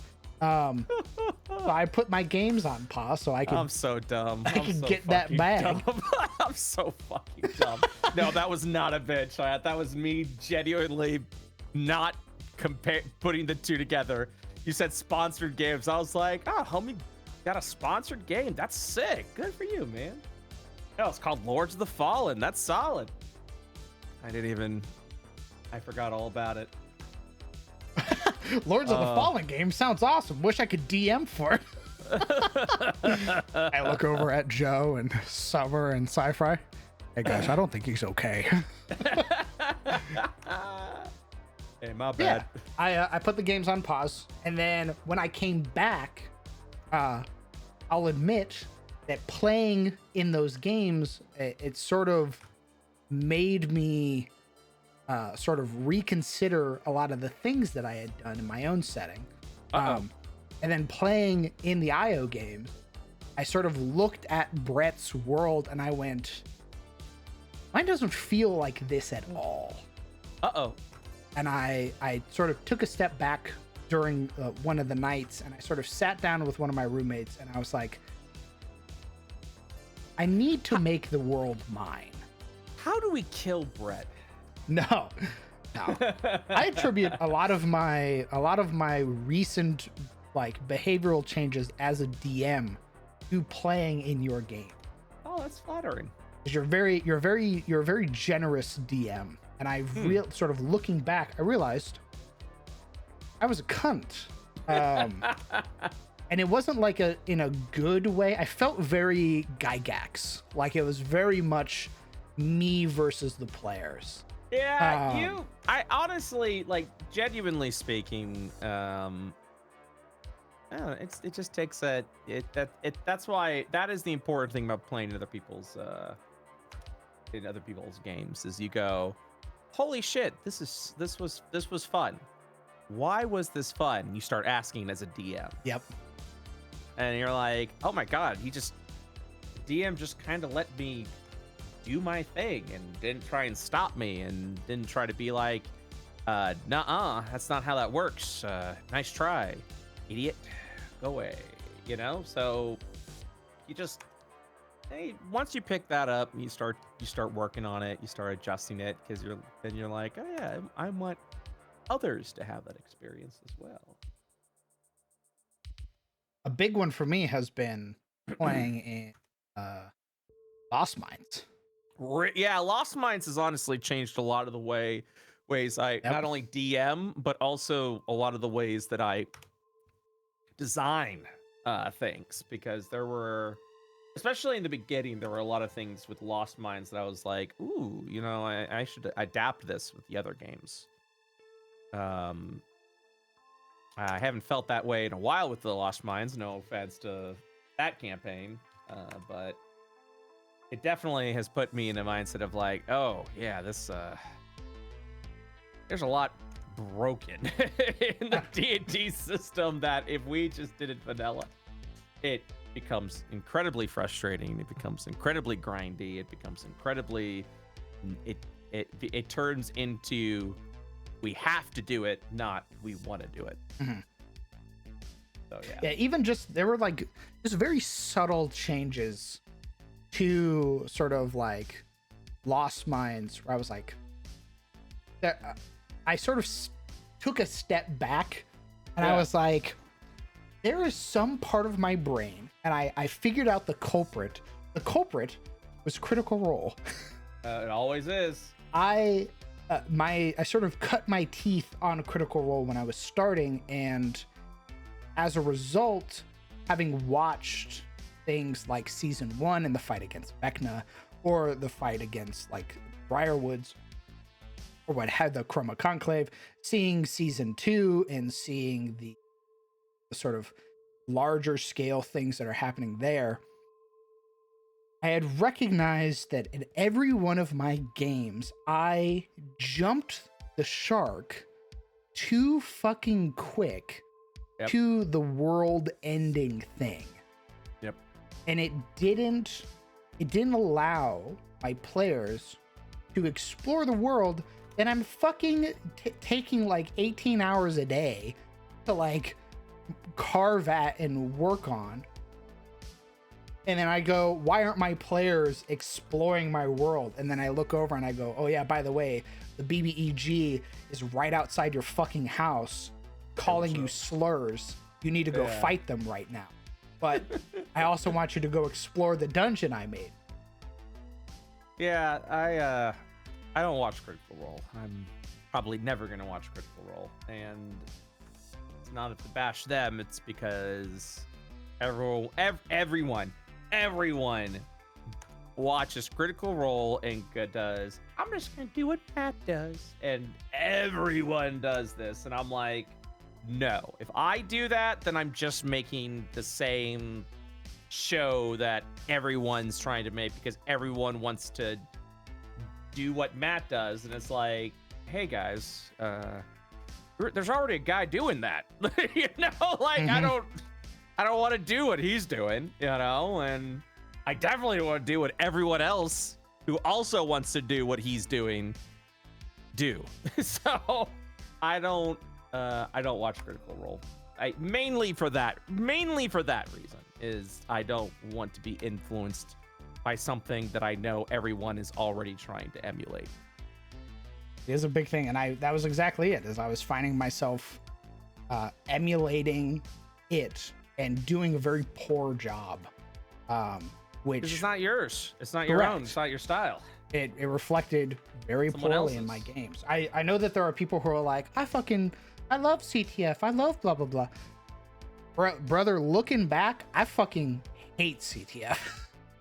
I mean, I also feel like you just sort of, you adapt, and there's things you look behind. Like Phase 2 games I look at, and I go, oh my God, like it just feels so dated and poorly put together and all that shit, you know, and you just kind of keep moving forward and keep refining your craft and get it to a point where you're like, yeah, I like this, you know. Even with everything that I'm doing with like the crafting system and the carving systems, I'm like, I'm like, it's good, but we can refine some stuff, and that's just that's all it is. You just to make you a bad person or a bad DM. You just look at stuff you're doing, going, there's a better way to do this, and the pursuit of that is always always important, as long as you're continuing to do that.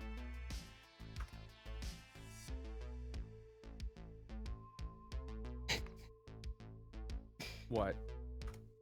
I don't know.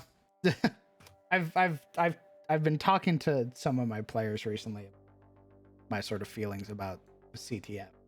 Uh-huh. A big thing. Oh God. I won't want to watch something even the creator thinks is trash. There are long stretches of CTF that I am not proud of at all. Like things that I as a DM should have been able to sort of stop or sort of emphasize more on to sort of keep it.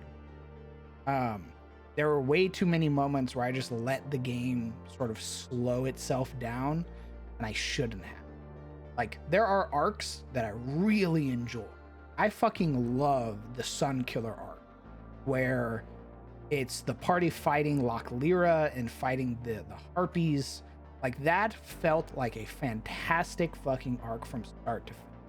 Met Nerea, fought the Harpies, killed Loch Lyra, stopped the hurricane, boom. Like, cut and dry D&D fantasy that just felt perfect. Then you have things like the Basilisk arc, where the Basilisk arc takes 35 fucking episodes over like 4 to 5 months because I handled it so poorly.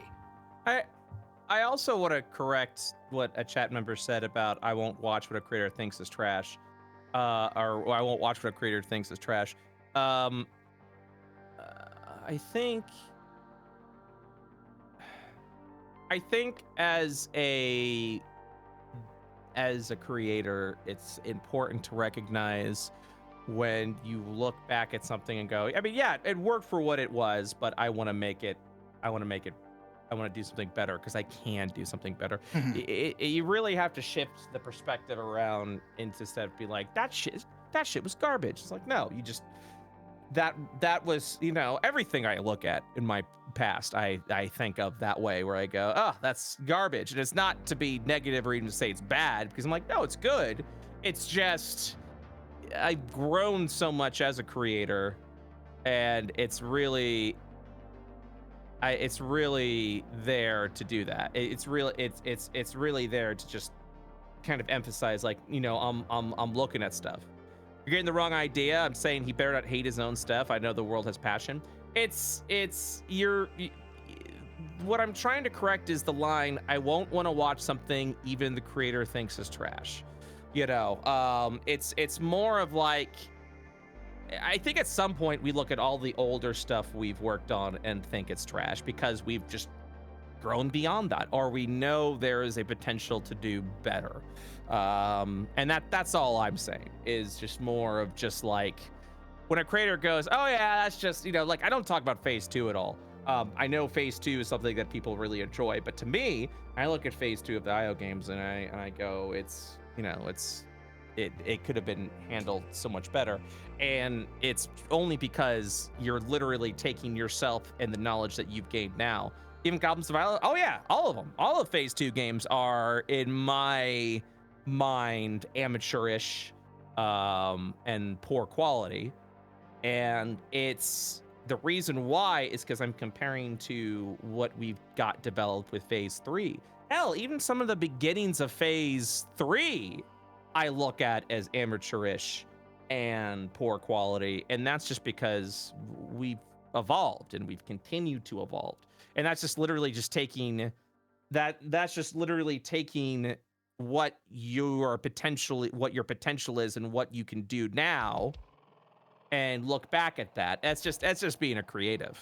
You know, if you focus on what if it might have been, you'll never be happy. I disagree because it's not. Okay. So I get what you're saying. I think it's more of if you're looking back and saying, man, this sucks, and then you just kind of like beat yourself up and then don't really do anything about it, then yes, that is, you are absolutely correct. You'll never be happy. But if you look at back and go, man, this kind of sucked, this was blah, blah, blah, and then you go, well, what would have made it not suck? And then you start tinkering from there, That's right. and that's productive. Yeah, that's being creative. That's the production is looking back at the things you've done and go, you know what? This is not at the caliber that I wanted to be at. How could we have made it the caliber that I want to be at? As a creative, you constantly have to look back at the things that you've done and what are the things that we can refine so that it's better the next time.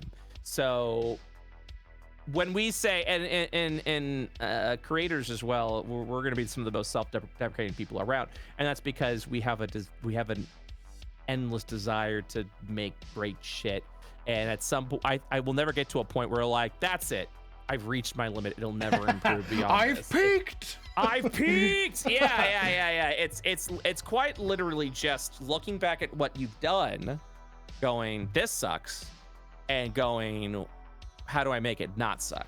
And that's the process. So it's not when we say like, man, that sucked, or man, that blows, or blah, blah, blah. It's not meant, we're not trying to be self-deprecating. We're not trying to kick ourselves while we're down. We're not trying to get sympathy or drum up sympathy. It's just more of like, this is just shit that we have to battle in our head and then push forward to be like, well then, what can we do so that it works, you know? And I've definitely, when I started DMing, have had plenty of games that just were garbage, hot garbage. And that is literally because I have gotten to a point, you have to understand, 15, 20 years later, I've gotten to a point where I can look at the thing I made 15 to 20 years ago and go, that's hot shit. And the reason why, I'm not like hot shit like, yeah. I mean like hot shit like, I took a steaming pile on the sidewalk. It's a summer day. You can see it steaming. It's you know, and then you're just gonna have more contempt for the shit that you've developed the longer on it goes into the past. It's part of the process. So yeah, never think we're trying to drum when we say that. It's not drumming. We're not trying to get sympathy or say, guys, we're not saying I suck. We're saying the game sucks. Mm-hmm. Understand, the new version of Adis that I've made, I fucking love. Yeah, you're excited. It rekindled my love for world building, for creating, for all of that shit. Like the shit I'm making now, holy fuck, do I love it 10 times more than anything I made for the old version of Adis. And it's because it feels mine. So I look back at CTF and I go, holy fuck, I could do that so much better. Like, holy shit, could I do that so much better? That's just evolving. That's just evolving with the times. So yeah, and then it'll be good. And then you'll get to a point where you're like, we could have done this better. It never ends. The cycle never ends. It's the way it is, baby. Like, yeah, you guys you have been spared. My roommate, I've basically been talking his ear off with every little minute detail that I've done for like, yeah, so this is how the hierarchy works. I even went so far as to make unique fucking names for the currency for the land you're gonna be in. Oh, and here are the main exports for the land. Shit like that. Like, I've gone fucking insane. I think what the biggest thing that I can honestly toss in is just because you're spending this much emphasis and focus and developing, on these things. Don't be discouraged if others do not appreciate it the way that you do. That's another hurdle you're gonna have to get over. Yeah. Yeah. I know that the shit I make, that's a big thing too, that I came to grips with, because before I very much was like, you should care, like I shit gold, you should care about the shit that I write. Now I know that I'm making shit for me. Like, I don't need to write about saints because my players won't give a fuck. I'm writing about saints for me. Yeah, but also it just helps bring the world to life a little bit, you know. Mm-hmm. But I never expect people to care like about the shit that we have going on in IO, because I'm just like, it might not be related to what you're interested or what you want to do or the things like that. So yeah, what the fuck is going on here? Hey guys, huh? Is there room for a Team Mount Cultist Warlock on parole with a Silver Dragon patron? Yes. Actually, yes. There's a sect of knights and nobles who've been dishonored, who don corrupted armor and take the trials of the Dragoon, and they are accompanied by an arbiter. And an arbiter is the magistrate in the Inquisition for the High King.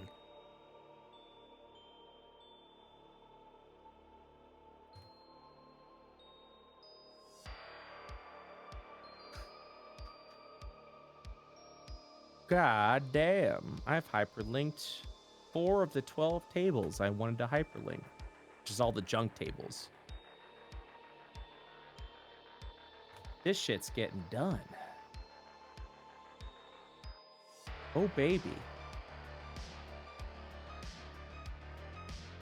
All right, after this, I gotta like start making dinner and shit like that. Start getting ready. Get all my food in. I just want to keep working. I just want to keep working. Making so much fucking progress. You know what I'm saying? Hell yeah.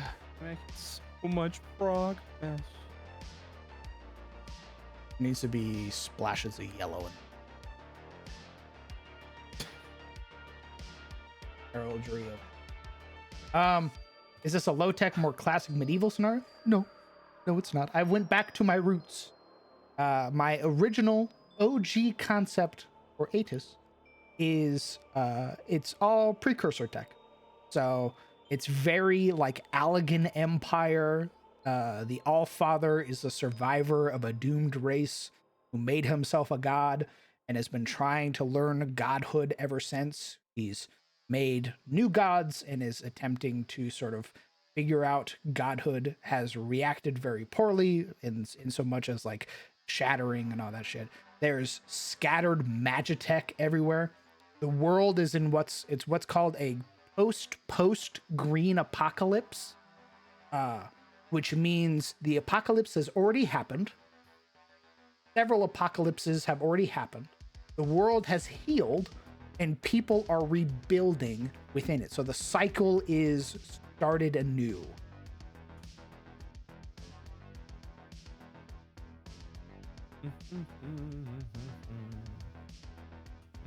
He's not good at it, but he's trying his best. Yeah, it's literally that. Forerunners? Yes. I have a question that could sound very rude, however, I mean it in a good way. Here we go. Here we go. That's I love if you it hurt when my people feelings, set that up. I will cry. Yep. Yeah. It may still be rude.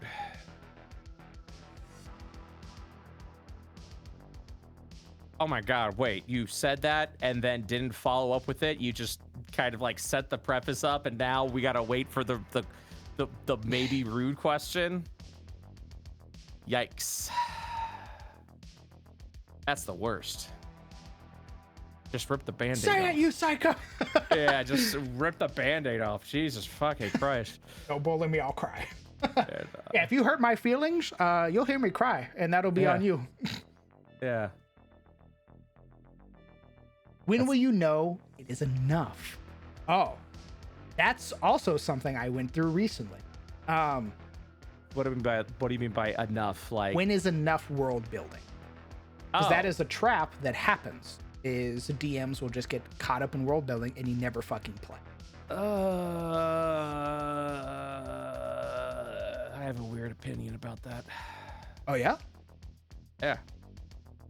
I'm all there. So the way I build my worlds, right, is that I've been building IO since 2018, 2019. I forget when I was doing phase 1. And the way I design worlds is I start with a pretty much blank canvas. I have some premises, I set up some things, and then I develop as I run the game. I don't ever build the world first. IO was, the concept was, there are 2 gods, and there are 2 sort of like bloodlines that come depending on the god's origins. And that's it. That's all we did. And then I attached a little like quest involved with that. And again, that was it. And then from there, it fleshed out. And then we found out the continent's name was going to be Kathos. And then it fleshed out. And then we learned about the history of the All King and its you know, grand divinity and how that attached, and more characters started being built, fleshed out. And then before you knew it, phase 1 was the lore of the world. So when phase 2 started, we already had established history built and good to go. Now we expand the continent into the entire planet. I didn't even know the planet was called Io until phase 2. Just to give you an idea. You know? Oh yeah. Yeah. I didn't know what the fucking planet was called. Phase 1 of Io wasn't even Io. It wasn't even phase 1. So yeah. And then you just build the world with your players. Correct. That's been a big thing. Yeah. How do you know it isn't already too much? Because I still have questions about my own world. Yeah. That's how I know it's not too much. It's when I know that I can ask myself a question, and if I don't know the answer to it, it means that I can save that for a player to find. Like I'm not the reason I leave so much stuff vague is because I don't want to get into that rut of, like, I need to explain every fucking detail. It's why I'm like, oh yeah, Saints, here's a paragraph that explains a vague notion about it, and then here's when they were canonized, and here is the domain that's associated with them. If you want to find out the lore, you gotta go find it, and we're gonna find it together.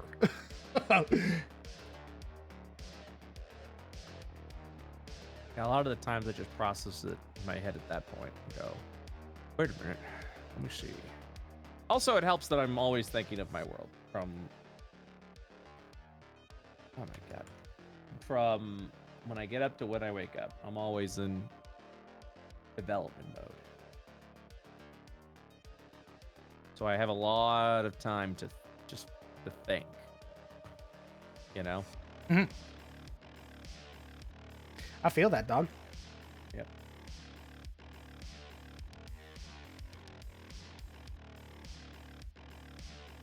Watermelon.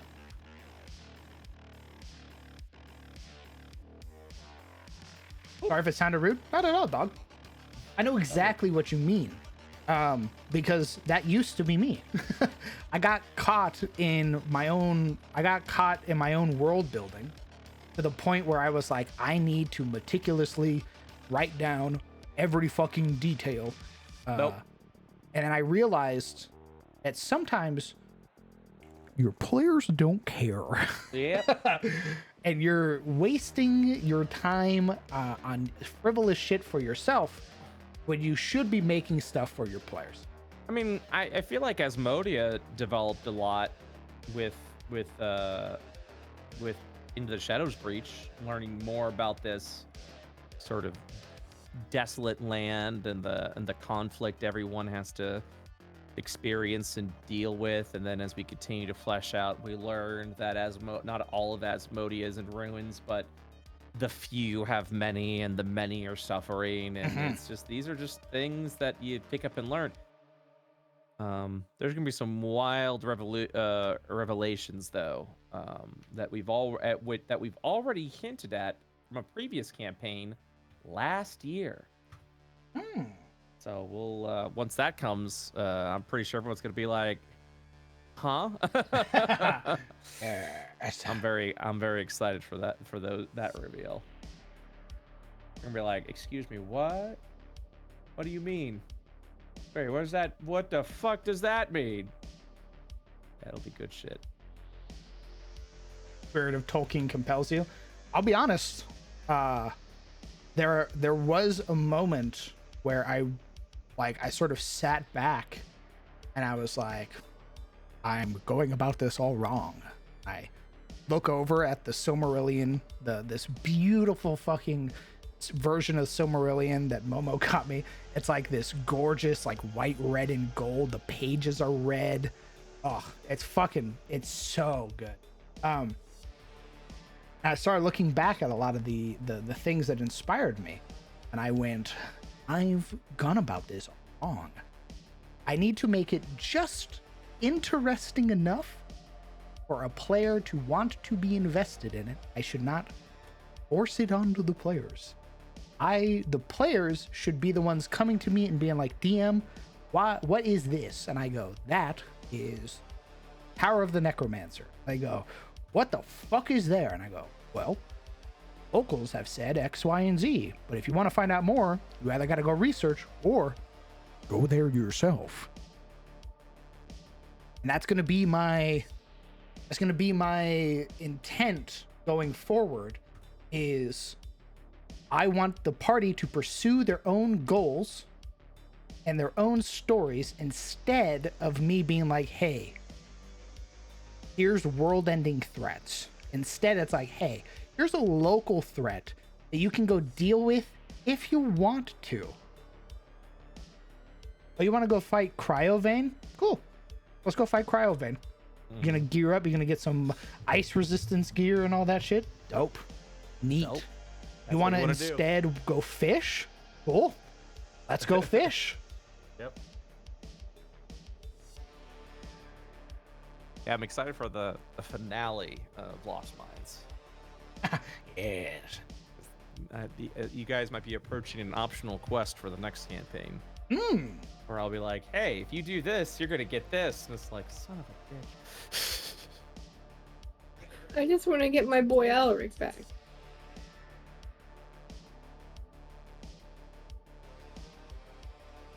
Good. Oh my god. Almost 5 out of 12 tables complete. Gotta be responsible. I get the food and relax. Gotta wake up early tomorrow. Boo. You mostly ordered a toothpaste in your room. My guy's a toothpaste clerk. Well, okay, I don't know about shit like that, but if they're like, hey, I want to revere a saint who's all about this, I can go, okay, give me a moment. And then I go make a saint around that idea. Saint Orthodontia, Saint of Dental Hygiene. Oh, that's right. I haven't given you the research notes for Cheats' drug. I wrote it down. I just haven't given it to you yet. Because I was pitching some stuff over to Naomi.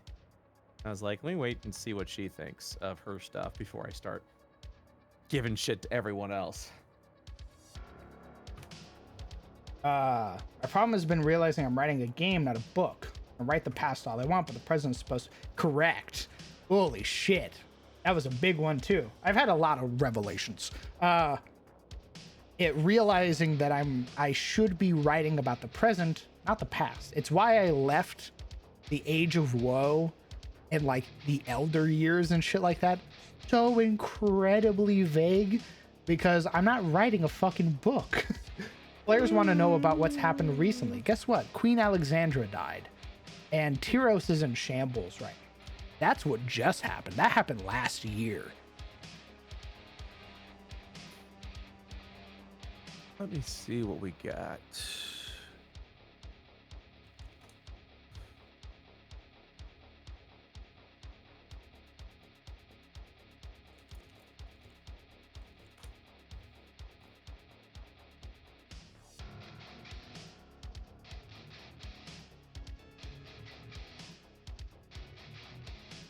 Oh, there it is.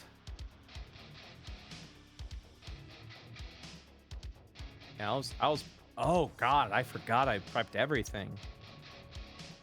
I was giving new poison varieties to Vanya. Ooh. I was giving refinement rules for Gareth. I started working on drug enhancement for you. And tolerance for cheese. What are the specific types of taxes in this city? So I have vague stuff like that. Like where your taxes go as a player, because players are going to get taxed in the new like Tyros, because taxes are actually used for responsible things. Your local official is actually going to be using your money to build new roads, to repair old roads, to do maintenance and architectural upkeep and shit like that, infrastructure. And that's where your tax money is going. Everybody's happy to pay taxes because they know their money's being put to good shit.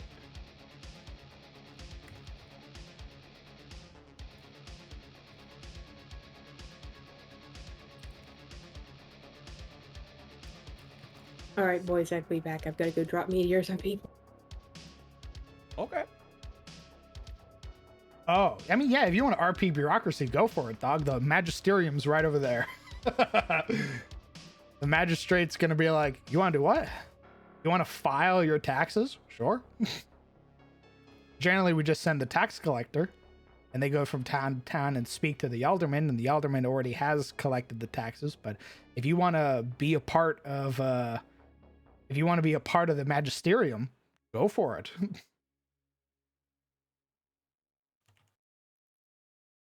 Oh my God.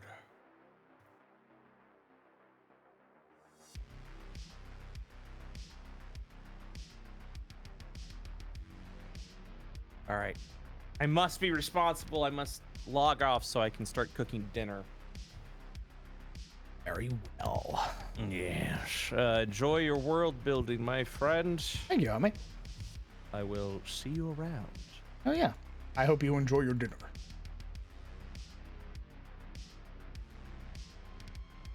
Actually going to make the background.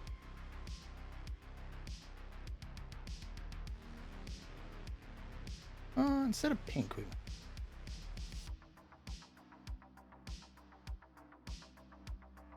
Oh, you know, we'll make the flowers. Might get various shades. Oh, perfect.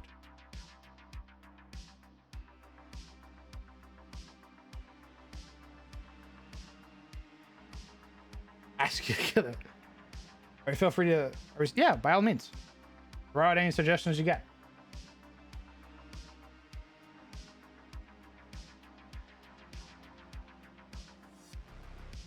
I know this one.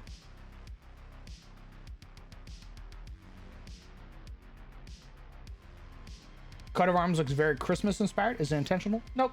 It's based off of rosewood.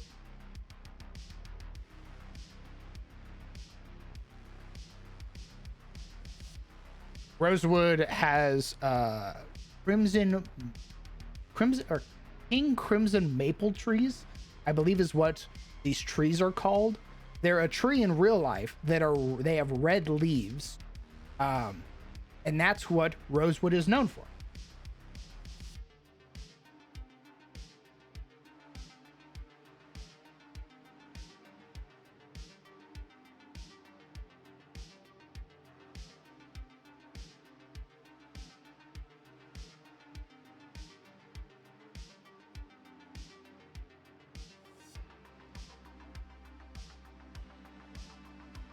What are the stats for katanas? I don't know because I haven't made them myself yet. So they have a place in Yadagara. I just haven't brought them over to Tyros in any meaningful way as to stat them out. When I eventually do, there will be stats for them. What's this family's history? This is the heraldry of House Rather. House Rather is served, House Rather served the High Lord as part of the High Lord's retinue, and achieved some very successful sort of errands while in service to their High Lord. So much so that eventually House Rather was appointed Yalderman to a town, and then eventually elevated Rosewood to becoming a city, thus creating their own county. So House Rather is responsible for Rosewood County. They were previous knights who have basically become a part of the dragon-marked nobility. Not sure if it be looked into further, but for religious holidays, I have a pitch for one. Sure, go for it. I also need a motto for House Rather.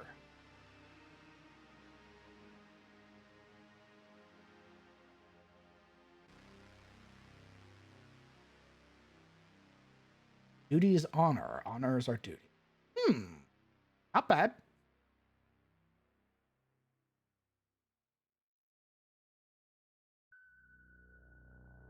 Lord Edmund Rather is a knight Dracus. So a knight Dracus is basically somebody who has achieved knighthood, and they are active participants in combat. So he, as a Dracus, will don his armor and take his weapons and join his men, gather his retinue, rally his levies, and go lead combat if it happens. So if the Vigar are mustering forces, he will be on the front lines with his men. Because he is a knight first and a statesman second.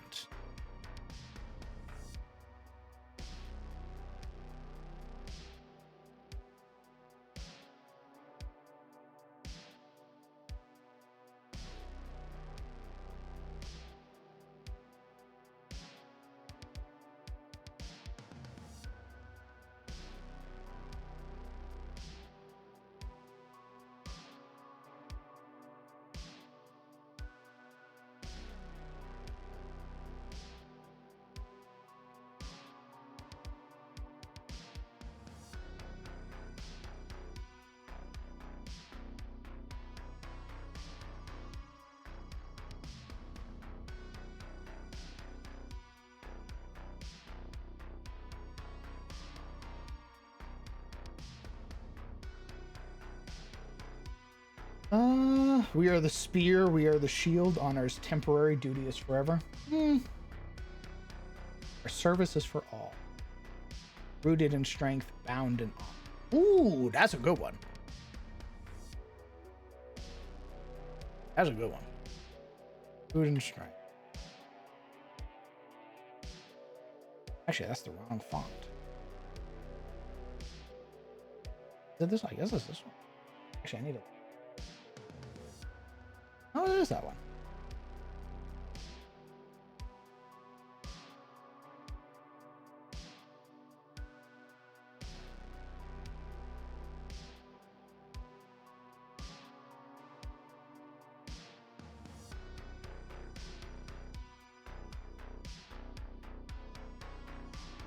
Happened.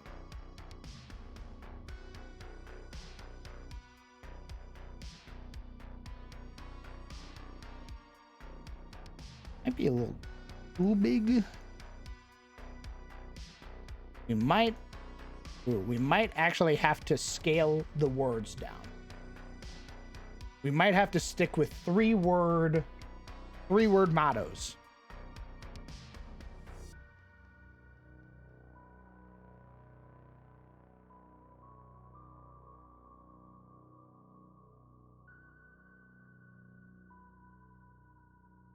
Let's check the banners. Let's see what we got. Oh, you know what? We could do that actually. We could do like a. The hell we could do that and something like that.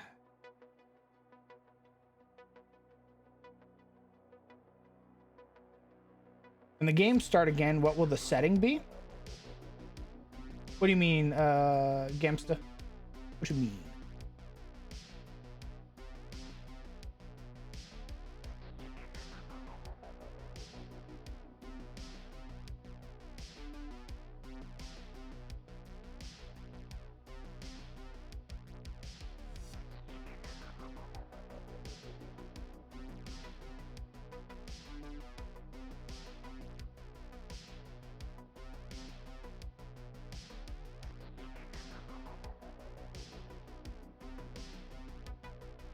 Rooted in strength, bound by honor.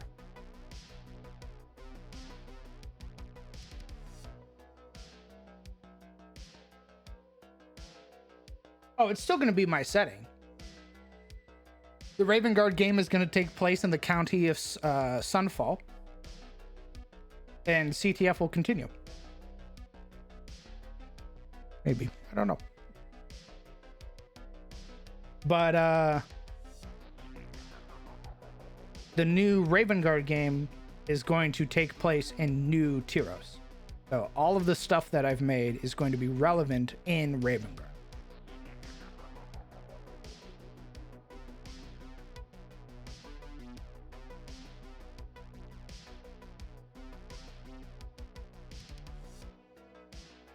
Appreciate it, brother.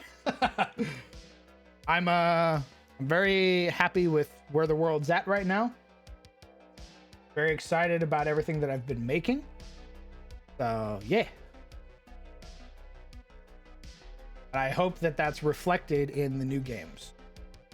That's the Mercenary Band one? Correct. Mercenaries are an integral part of Tyros' culture.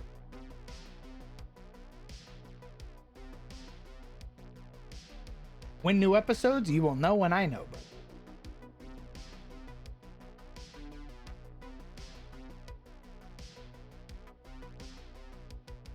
I also have a pitch for Rendavi Goblinwood. Sure. Let's hear it. I'm gonna save this.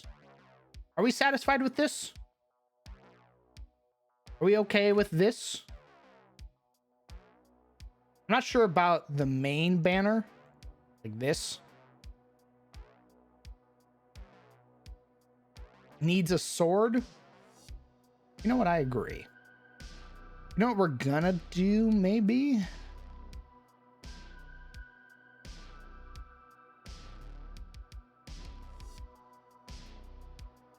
Okay, this is what we're gonna do. Hold on. Stand by.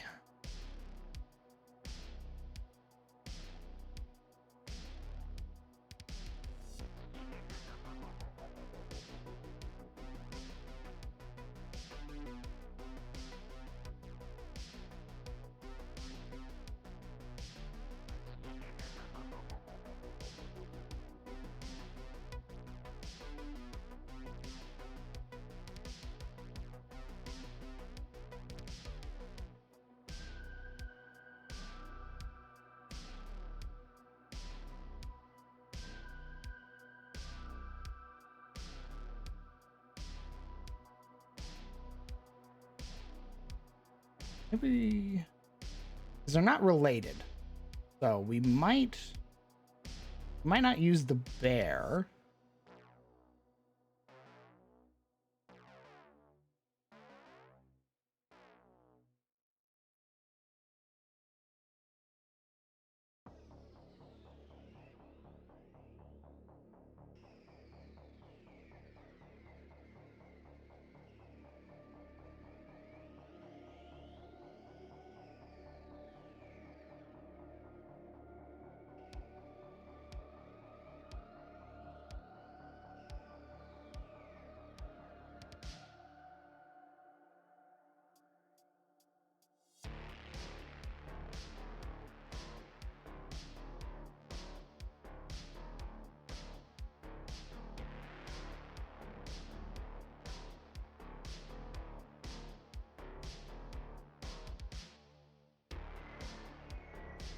You say, I mean, I guess that works. Here, let me restart.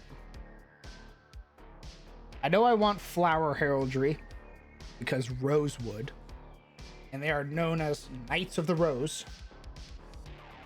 Let's figure out a design that works properly.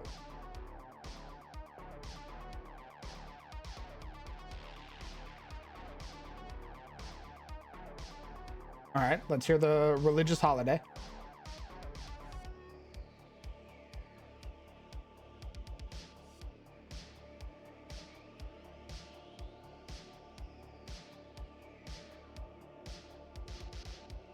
Hey, isn't there like a wall?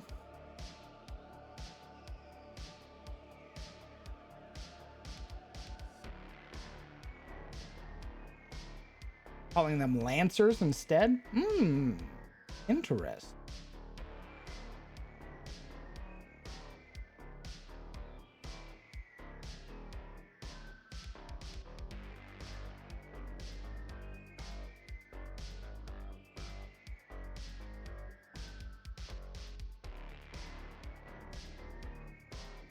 Born.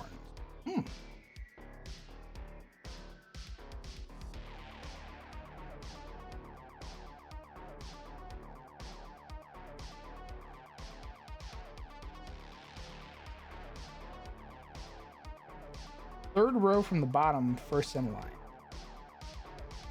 What? Oh yeah, that's actually pretty good. Damn, that's actually really good.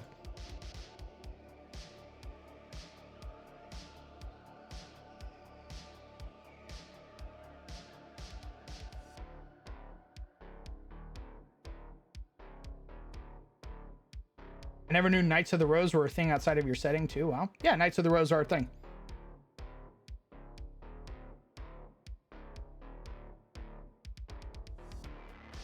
What is the house's preferred weapons? That I do not know. I haven't gotten that gritty with the deep.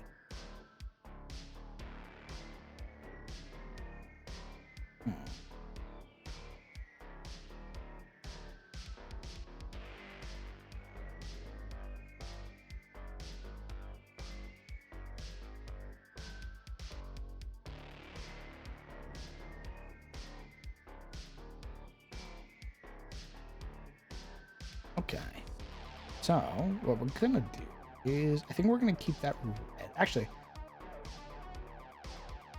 what if we made that one?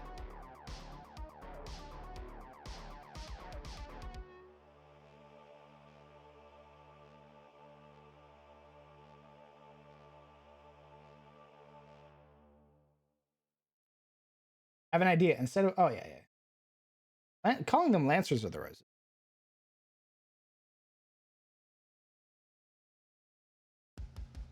Probably a little.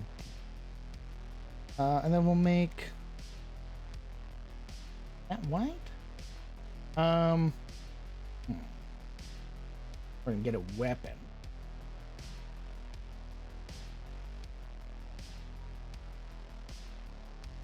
What we're gonna do is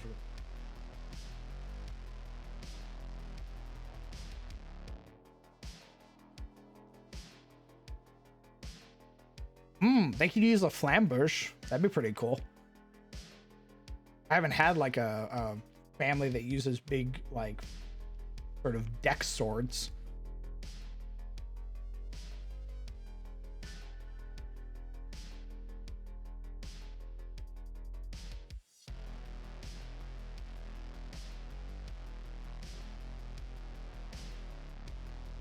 If you want to have a real out of left field idea for a preferred weapon, place is called Rosewood. What if the knights are all trained in some druid magic? Oh. Ooh. That we could have like the darks, like the Elden Ring build where like you have a sword and a whip. They fight with like the fucked up, like bright red thorn whip that they all have in Elden Ring.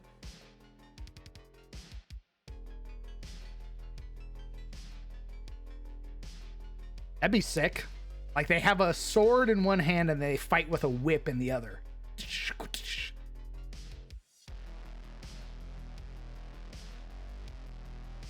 It's probably also like a defined item for like your station to show that you're a Knight of the Rose type deal. Oh, what am I doing? There's the actual fucking like rose whip that the really fancy NPC has. The one who has like the servant girl and all that stuff. He has like it has like a beautiful sort of basket around it, and it's like all these metal linked whips, or like whip lengths and shit like that. I like that. That's pretty sick.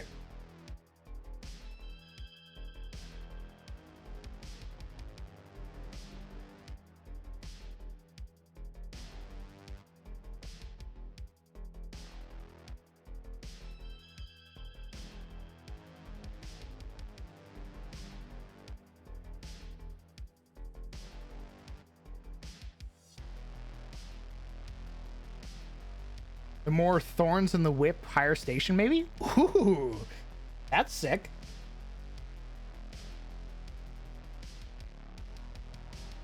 Yeah, what if I take a, like, oh, we do that.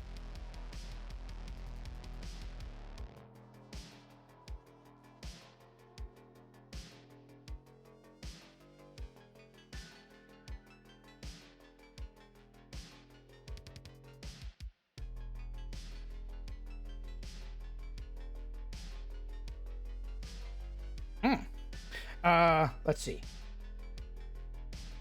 In the Philippines, there's this event called the Feast of the Black Nazarene, wherein people parade a statue of Jesus around and the devout follow it around trying to wipe the statue with a cloth to receive Jesus' blessing through their faith. There's also the process of self-flagellation and crucifixion. Imitate Jesus during the Holy Week to cleanse them of their sins. I'd like to propose the procession of the Platinum Host to commemorate Lord Lothar, Hraesvalgar, and the original warden heads who fought against Vigar. I mean, that sounds pretty neat. I don't know about the self-flagellation thing. That seems very Caressian, but I like the commemorating the OGs.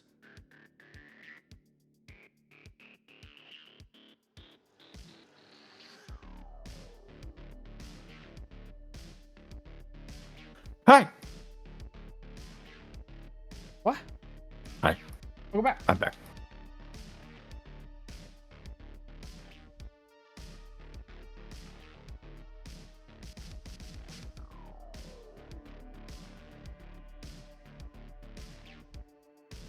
Make that red. Did you enjoy dinner? Yeah. Wow, what the fuck? It was sushi, asshole. Sushi? Hell yeah. Bougie fuck. That's right, baby. You're out here scaring chat and shit. Wake up, chat.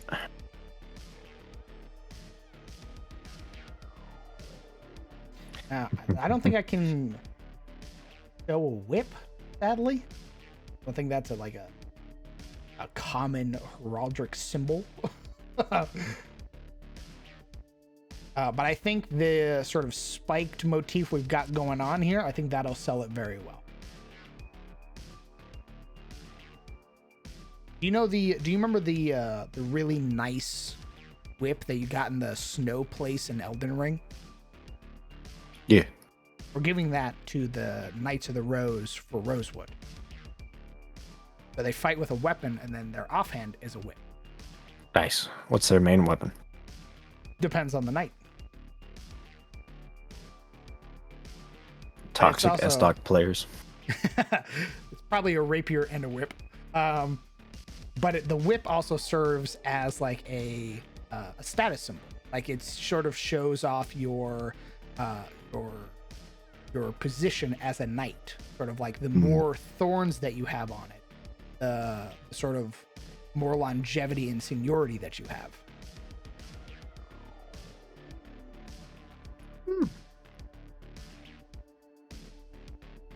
So like rolling up on a knight, and the knight's got like 16 thorns on his whip. That motherfucker's seen some shit. The self-flagellation bit is there that there are 15 knights, their retinues, and a dragon go on a procession around the entirety of Tyros, starting from Arden and ending. Oh.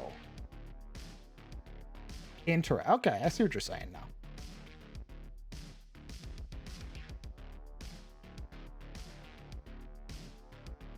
I have a question. A lore question. I'm listening. A theoretical lore question. What would you say?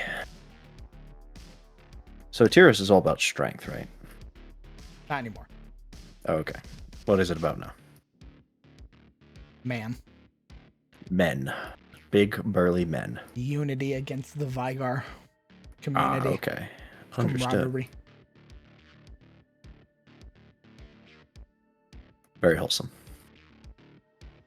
Correct. What would you say is there, like, what is like the Tyros's cultural weakness? I What is their blind spot if they have one, or like the most contentious part of their culture? Carousel, I can assure you, is their strength and weakness is the fact that they're an empire. think their most contentious thing is that Tyros is very prideful, and that pride is sort of fucking them over because they're like, yeah, one guy can go into the wilderness and claim land for us, and then that guy gets fucked. And then they lost a knight, a very seasoned knight, in all of his wisdom and experience. So that Okay, sort of that individualism is sort of what fucks them over. So their bravado and foolhardiness. Yeah, I would say the pride is still something that persists. The want to be a hero is what often is very bad. Adventurers. Not adventurers, because wayfarers are the ones that build new roads and they expand. But it's like the knight who breaks formation to go challenge the slaughter lord, and he gets fucking flattened to the ground. I see. They're too insular. I wouldn't say they're insular because they trade with, like, one of their closest trade partners is Suna, whom they trade with a lot. Like, you are more likely to see a Sunite in Tyros than you are a Coressian.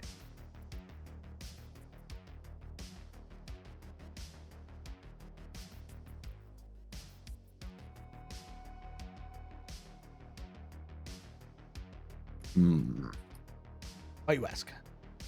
I was just wondering. I was listening to you and Brett. I was at dinner. I had an earbud in one ear. You're talking about Tyros and world building, and it was just a question that popped into my brain. Yeah, I would say it's pride. What about Carousel? Carousel. Pride? No, Understood. Carousel is decadence. It is stagnation. Understood. And Suna? I'm gonna assume greed. No, not avarice. I haven't really defined much about Suna.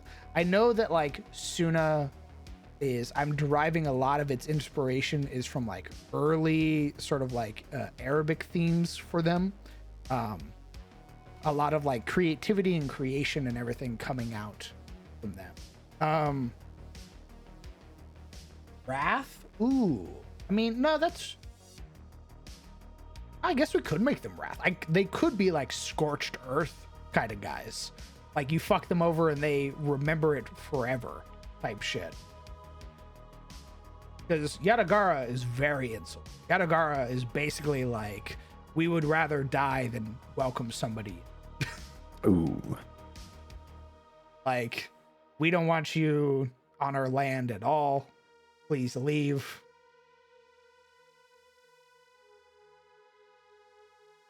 Conformity for Carousel? Absolutely. There's no individualism in Carousel. That's a big fucking, like, smack on the back of the head for you to be like, I'm a hero. It's like, no, my my cohort is Yeah, they is want you heroic. working within the system Correct. because that's efficient.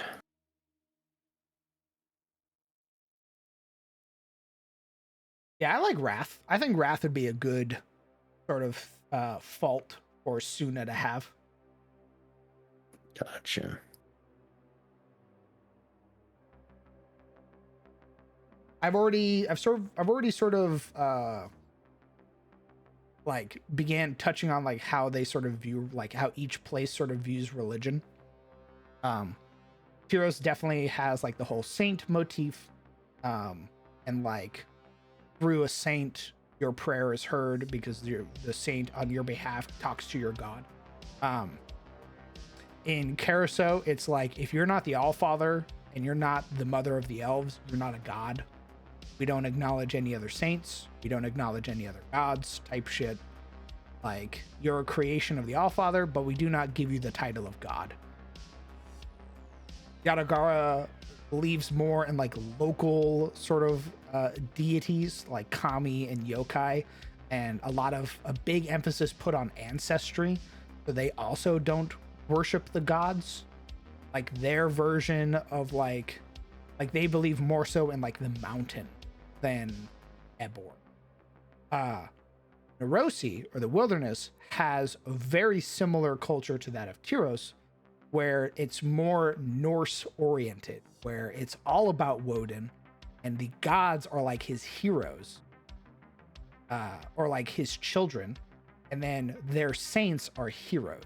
Basically, like, yeah, you have Saint Merwin in the south, but here we have Ilgar the Ravager, and that's our version of that.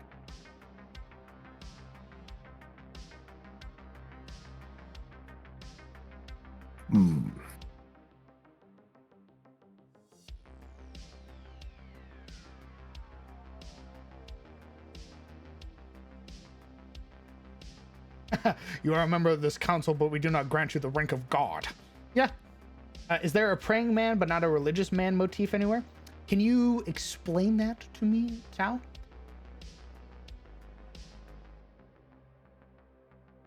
I generally do not know about Wrath if you're going to go for the old Middle Eastern philosophers. Well, I'm taking a lot of sort of strides with Suna because I haven't fully defined it yet. So, because it's ran by the Trade Prince and Facet, which are the families, I could see Wrath. I could see Wrath nowadays. Like, I could see it being a recent development. Also, hello, Stella. We're brewing in here? That's right. I'm making a heraldry right now for House Wraither. And I've been updating maps and such.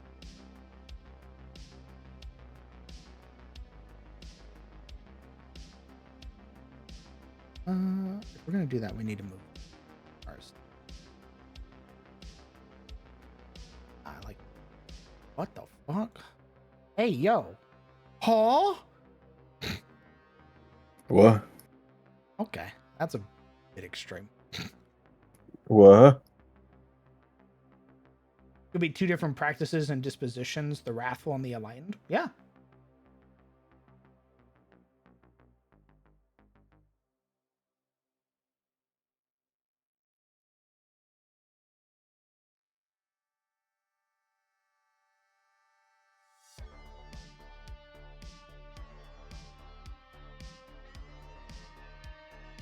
I missed D&D.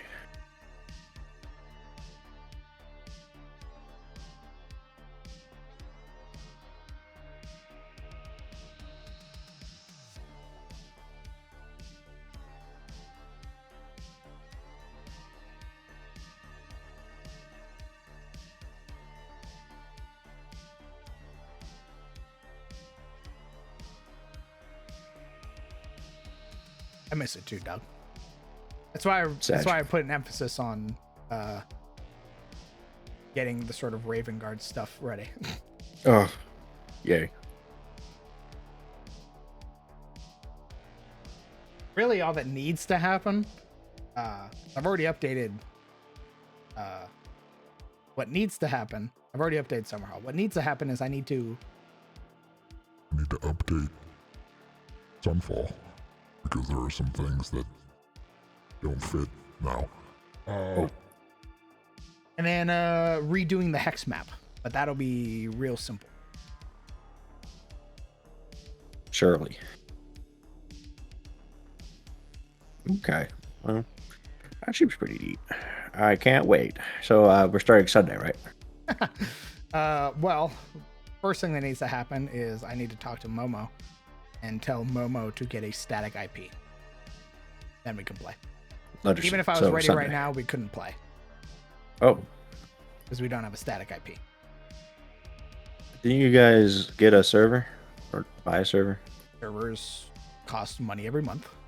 Ah, I see. Yeah. Understood. This actually looks sick as fuck. Is this Rosewood? This is House Wraither's Oh my Heraldry. god, bro! I want to see Rosewood, man.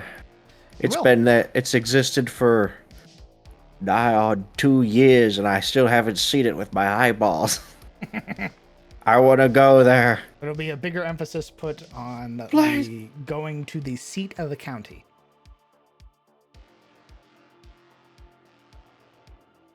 Call for adventure. Correct. I've been thinking very much about like how I can do game. Like, well, yeah, party goes to party went to the ferry. Oh, what's the threat in the ferry? It's a hag. That's your local BBEG. Nothing insane. The hag is just wanting to make a new coven. You go stop the hag. Boom, you're local heroes. That spreads to the next town. You go to the next town. What's the problem here? Oh, there's a slaughter lord. Slaughter I thought you were lord's gonna say it was amassing another and hag. rolling. It's another hag. It's another hag. We go to the Oops, next town. all It's the hags. same hag. She's She's pissed. following you. She's real fucking mad. That'd be kind of funny, honestly. I remember going to Arab's Ferry, and you were like, "Hey, I bet Yuria thinks it's a hag." Because that's Shademore. That's anytime Shademore's out, it's like old people. Fucking hag.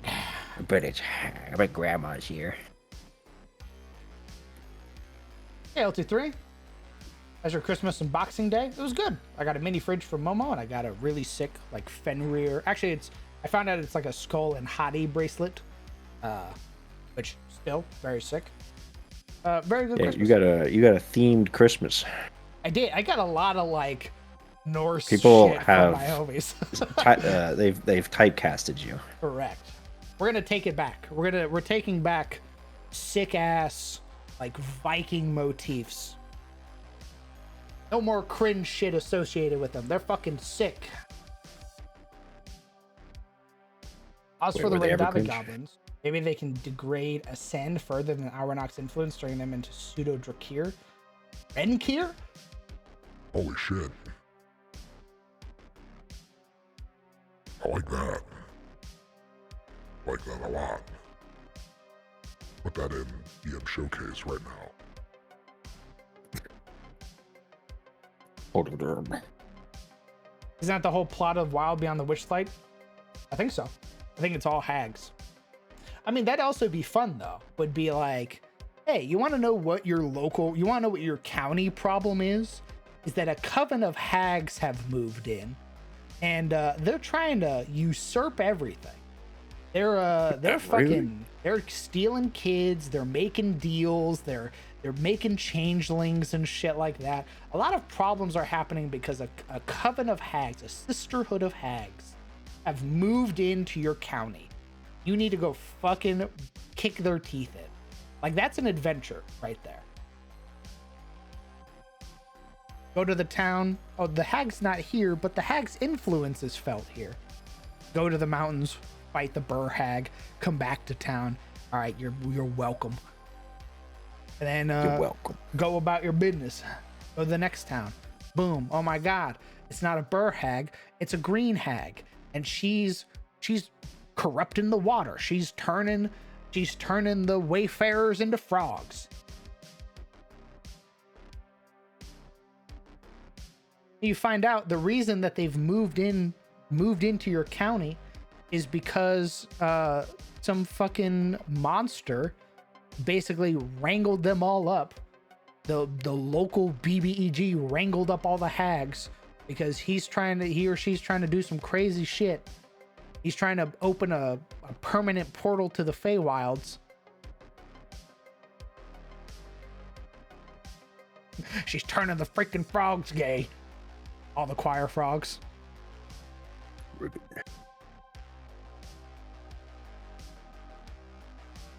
So glad Ruffian beat me to it. I had to set my my voice thing back to push to talk. Violently trying to scramble into the Discord. Wait! Wait, no! I have a joke! Ah!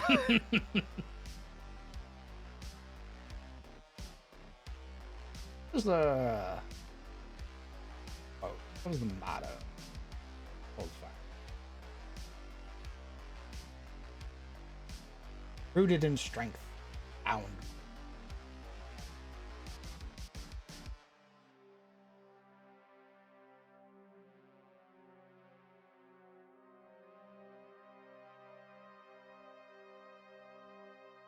I get it.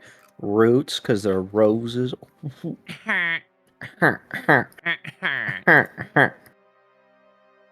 Dracus, kill that man.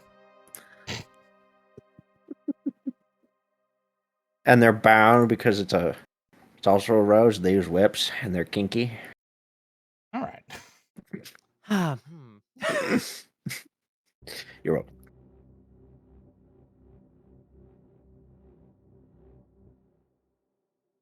So, Yuria, we found an unknowable pit. An unknowable pit. Yes, time How do to you go. know about it? Well. Get in.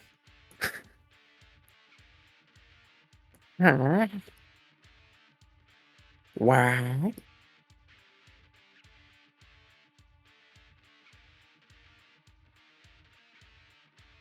You can't do this to me. Do you know how much I've sacrificed?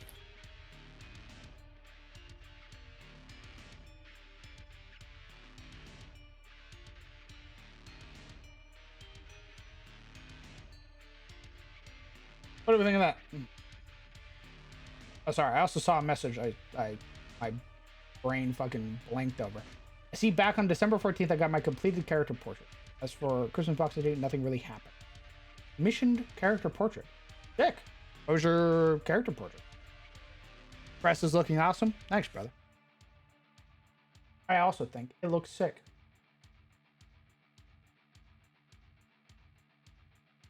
Truly.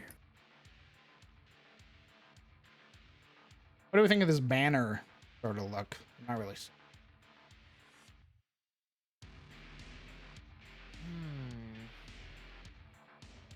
Two different banner types are usually a little more difficult to make work if they're all, one style and the others, like, all pencil hatched.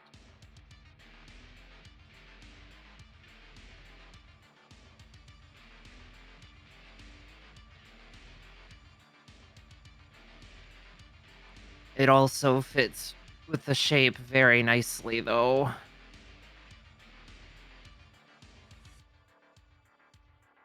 Maybe replace the I white think it with looks good. green? What white? Which white in particular? I think it looks good. I like it's clean.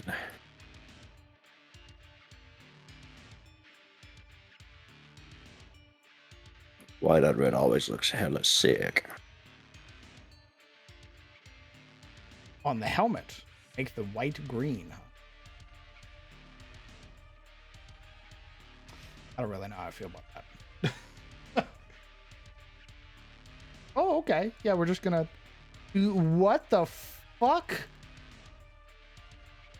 What happened? What the fuck is happening? What happened? Oh god, it's all moving on its own. It reset it back 95 fucking years.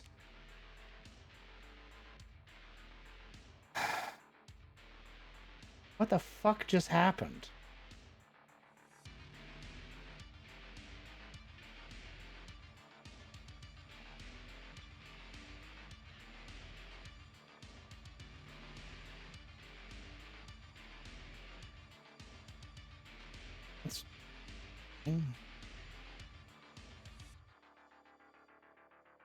Grr.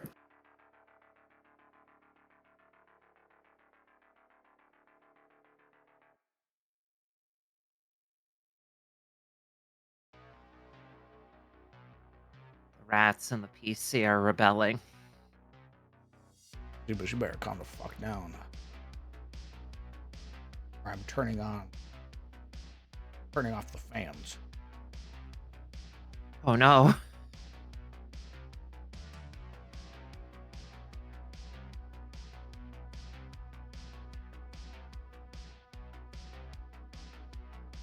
All right, I don't think that was the right one. Yeah. At least from what I can see.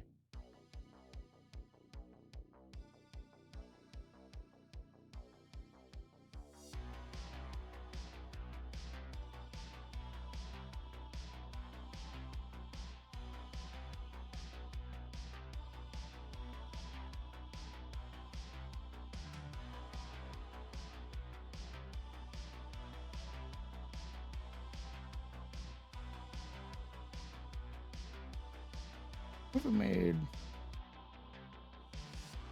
these.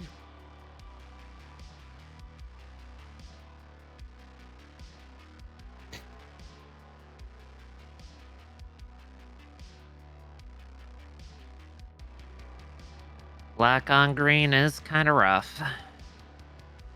Damn it, what was the fucking motto again? Rooted in strength, bound in honor. Bound by honor. Yeah, rooted in strength. Bound by honor. Banner, yeah.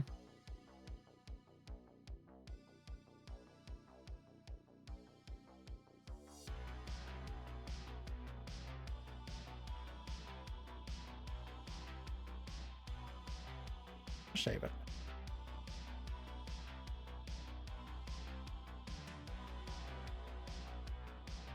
Yeah, I want you to save it.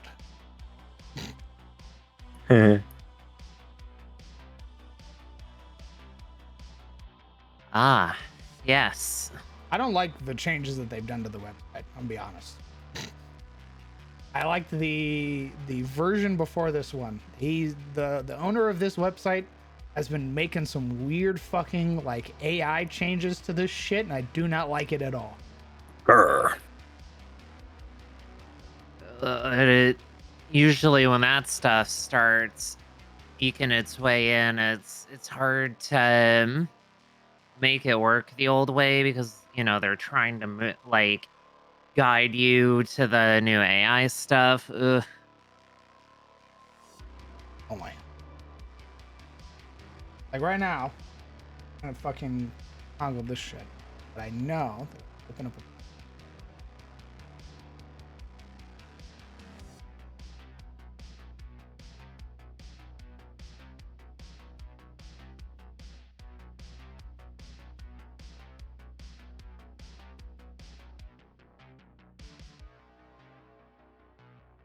oh, this shit.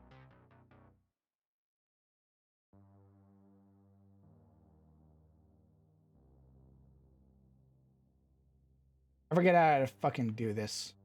You can't open, like, it won't open the normal way. It spends 95 years loading now.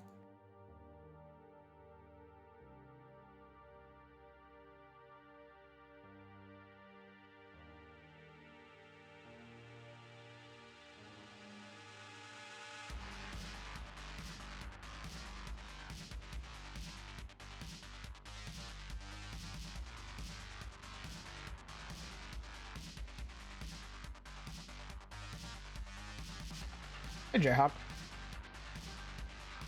Anything fun for Christmas? Get over COVID.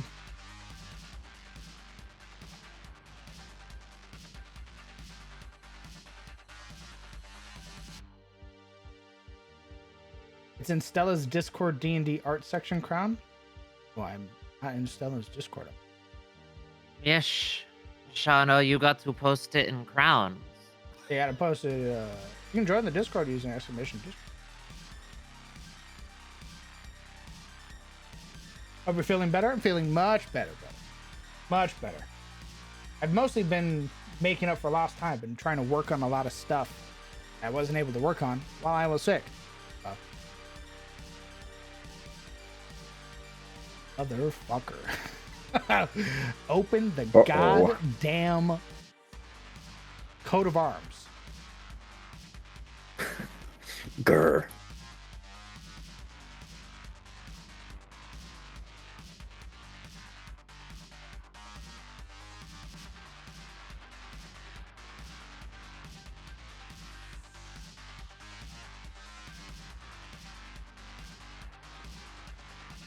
Oh, the site needs to release it. Not. Don't take it for the algorithm. The all black coat of arms. Yeah. Shut the fuck.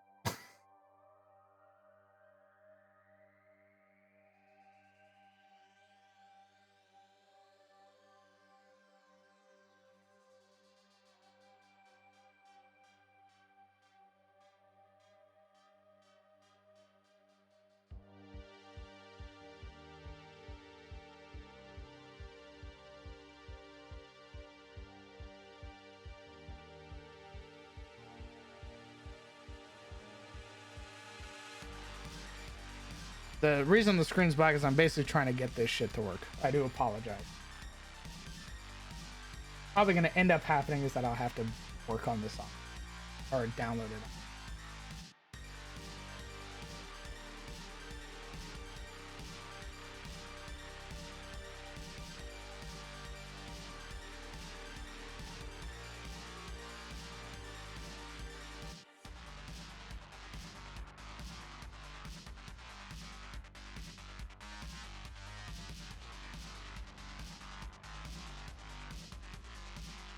It really lets you know what they're about. Rooted in strength, bound by AI. Oof.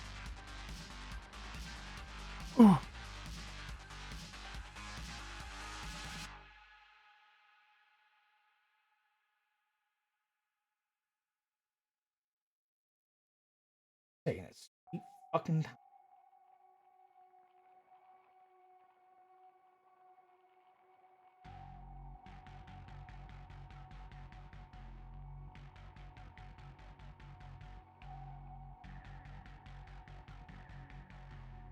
Yeah, that's. Oh. That's,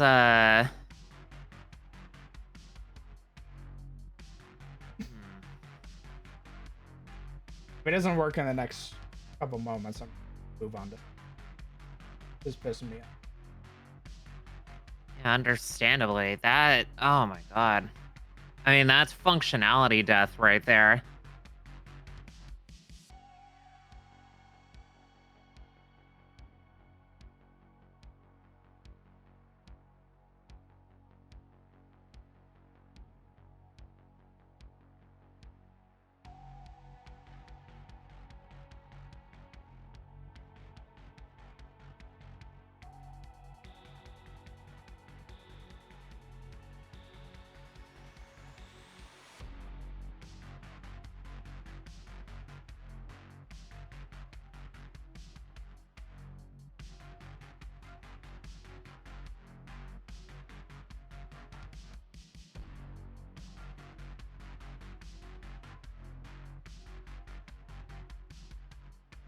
Okay. Guys, shut up. I'm going down a dark path. Started modding Cyberpunk again. Jesus. I could stop, you freak. Are you okay? No. I've got a city to burn. Oh, that's fair. By city, I mean my SSD. Wasn't SSD, but just a city for your data. Bro. Literally me with Skyrim right now. 2030 mods.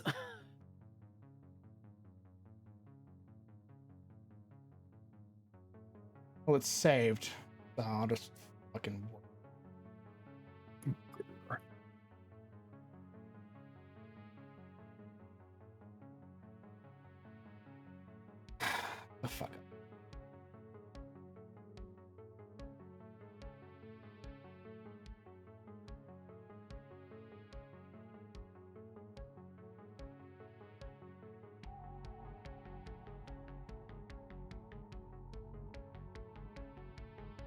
You're just gonna lurk in here and not say shit, you fucking freak.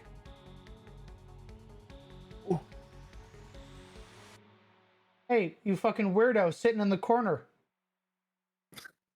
Hey! Hey! Hey, you freak sitting in the corner! If you're talking, I can't hear you. Are you talking to me? Yeah, you fucking freak! You're gonna Hey. sit in the corner and not say shit, you fucking weirdo! Oh, I've been here for a while. I know you have been! Just listening. I fucking flash the light into the corner. Hey! Oh no.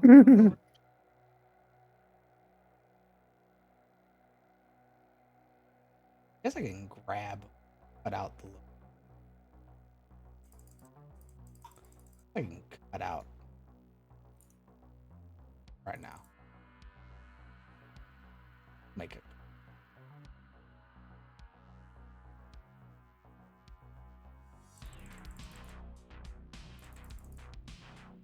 Well, I know it doesn't help the situation, but I was fiddling with that website too, and I'm having the same fucking issue. Permission 39.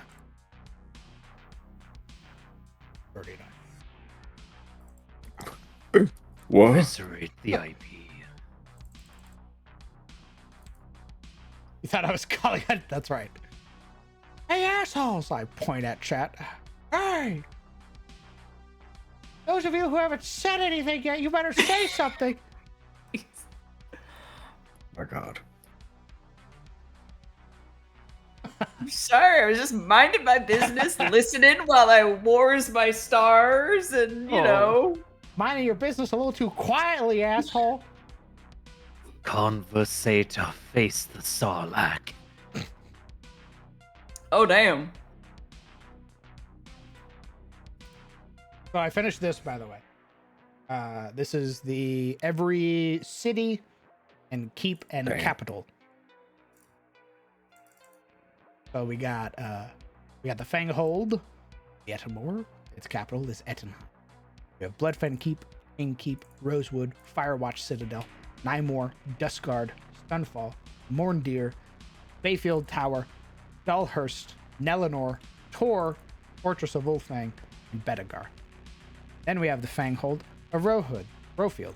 Its capital is same as its Fang, Rofield. Halberd Keep, Ainwold, Pride Hall, Mephalor, Ironfang Keep, Weldrake, Riverrun, Roll, Kinsmane, Ryerland, Bastion of Lathos. We have the Fanghold of Grimwald, its capital, Drakenhof. We have Nachtfen, Bylor Castle, Helfort, Baelia, Waldenhof, Harkins Cross, Drossmere, Carvano, Grimfort, Bastorian Falls, Vanguard. We have the Fanghold of Vinheim. Its capital is Erelor. We have Tor Tizarvo, Tor Erengrad, Beckwin, Tor Ren, Malgrove, Tor Fenoth, and Demeril. Tor is what the elves in Vinheim call Fort. We have the Fanghold Stafeld. Its capital is Adris.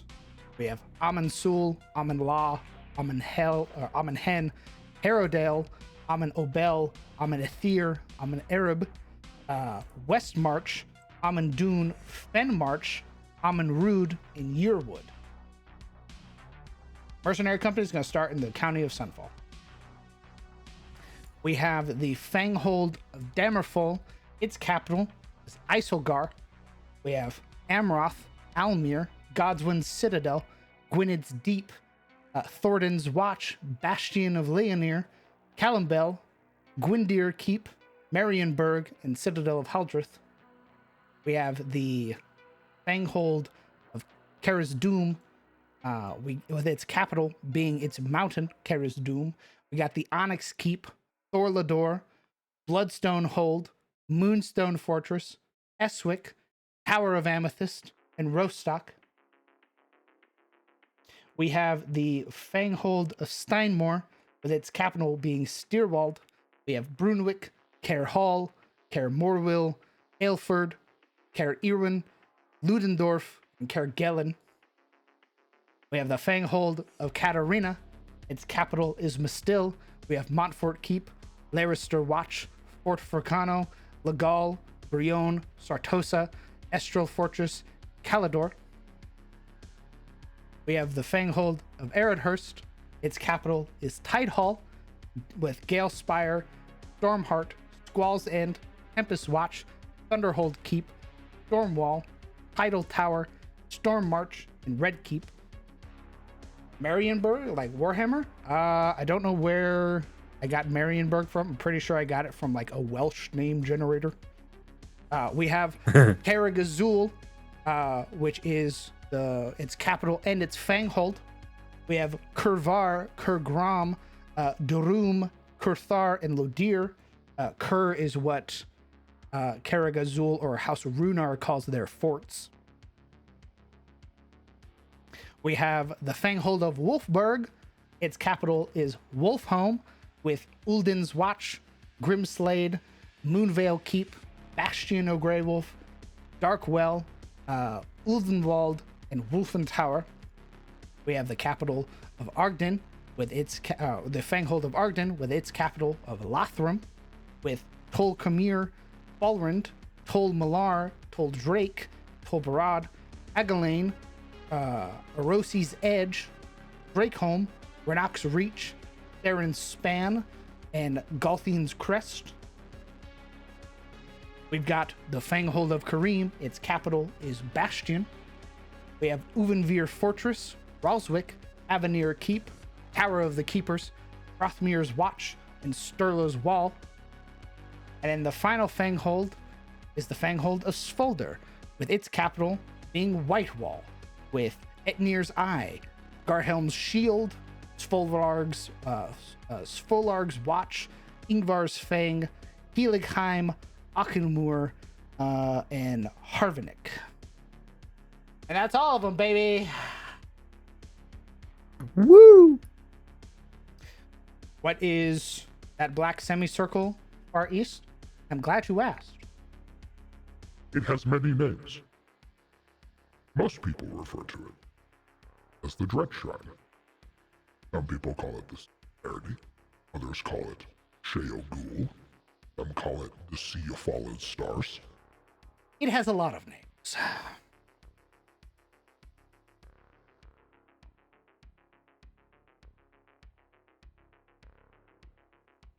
It's lovely to see as an outsider. I appreciate you, Jay, because we have the actual political map that is associated with every color. Bop, bop, boom.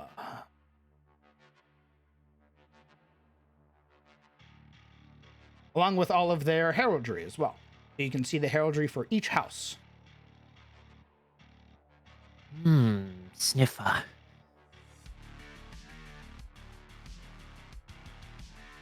So many places to learn about. Correct. A lot of places that my players are going to find out the same time I find out. We love merchant storytelling. I've also defined the bodies of water.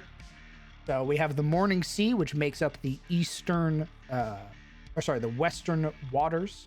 We have the Sudali Ocean, which makes up the eastern waters. We have the Shattered Sea, which makes up the southern waters. We have the Bay of Glass, the Bay of Cadamir, the Gulf of Gwyneth, the Walled Bay, the Arm of Elemin, the Arm of Lois, the Arm of Emrys, the Sea of Ereborn, and Dragon's Well. We got all the water names.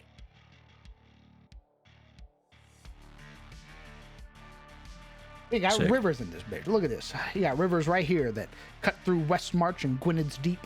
You got Harrowdale, which is surrounded by a lake. You got Bastorian Falls, which has rivers that run through all the way. Oh, I forgot one very important one in Grimwald. Barovia. Oh, Oh! that's Yeah. where Daddy lives. Just casual Barovia, by the way. I decided, I sat back in my chair some time ago when I was making this, and I went, you know what? Van Richten be damned. And then I just stabbed Barovia right into the middle. Oh, damn. So there's an incel vampire somewhere in Adis? I Yeah. can Oh. fix him. I wouldn't be surprised if there were several. What's Barovia exporting these days? Nothing. It's importing a lot of people, though. Aw. Oh my They God, have an tourism. open. Yeah, they have open immigration. You're more than That's one welcome to way of come. putting it. You can't leave, though. Oh. What about the air territory, though? Names for that? No, I don't have names for the international airspaces. I'm sure there are dragon names for them, though, because yours is all about dragons. Oh, another thing. Because of how the Fangholds operate, you'll notice it's very defined borders. However, the actual population of these places is generally located along the coast. There are some places, some towns and things that are built further inland, but that's usually because wayfarers have gone out in sort of defined roads, stuff like that. Generally, the center of Fangholds is like no man's, like wilderness. It's ran by a lot of the Vigar, and Vigar is the old Drisharan word for chaos. But you're going to see a lot of like cannibalistic elves, like the Bosmer, or fucking the Gaul, like barbaric humans, and a lot of Rendavi, which is the Drisharan word for goblin. Or the goblin, or what the goblins call themselves. Basically, chaotic individual. So a lot of what the world is dealing with is dealing with the encroachment of the Vigar. I've sort of already defined that the world, or at least Tyros, hasn't really put much of an emphasis on technological advancement because they have a lot of magic, they have a lot of proficient spellcasters, they have dragons. It is the Vigar in Tyros who are building like weapons of war, like siege equipment. Like you won't see humans with a battering ram or siege equipment because they don't siege each other. But you will see the Vigar with like Grom, which is that massive fucking door breacher that they had when they were sieging Gondor. Like that's the shit that you can see. Like that's the stuff that Chaos has because they've built it to fight Order. Like Order doesn't siege itself. It's Chaos that sieges Order.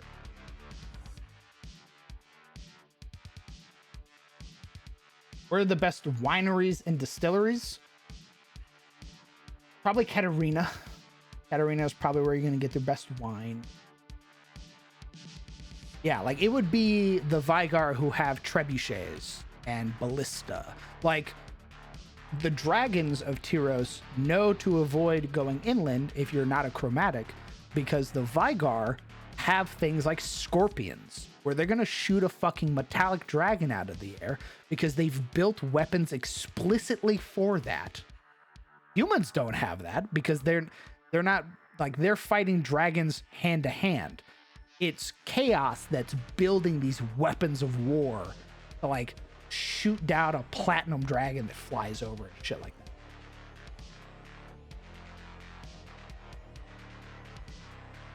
Squire, load the Bahama cannon.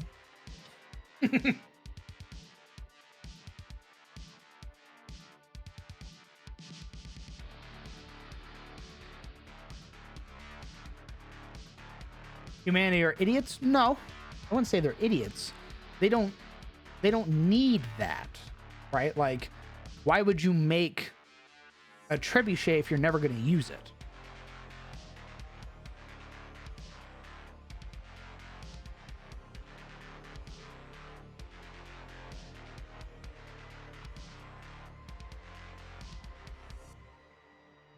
As a tax write-off.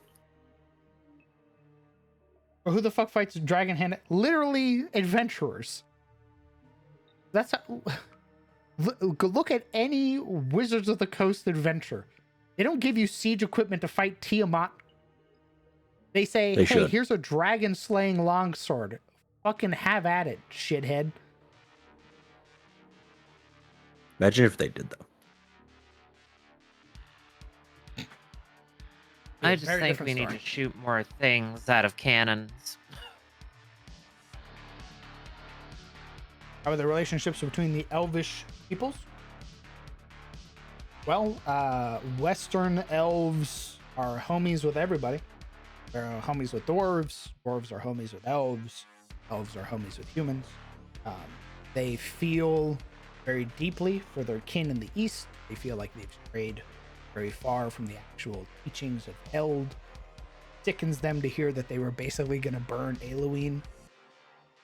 So they almost, despite having an empire, Western elves almost view Eastern elves as barbaric.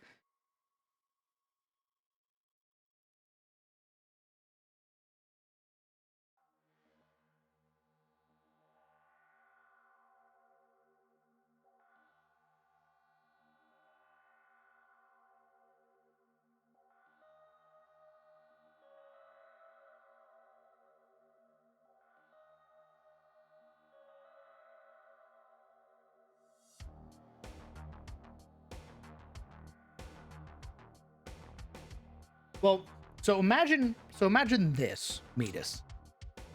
You are the Dracus of a county. You have a dragon advisor, a member of the draconic nobility. You have such a bond, as this dragon has basically served alongside your family since its inception, that when another dragon shows up, you get on the back of your dragon homie and go fight that motherfucker. That is what Tarosians do.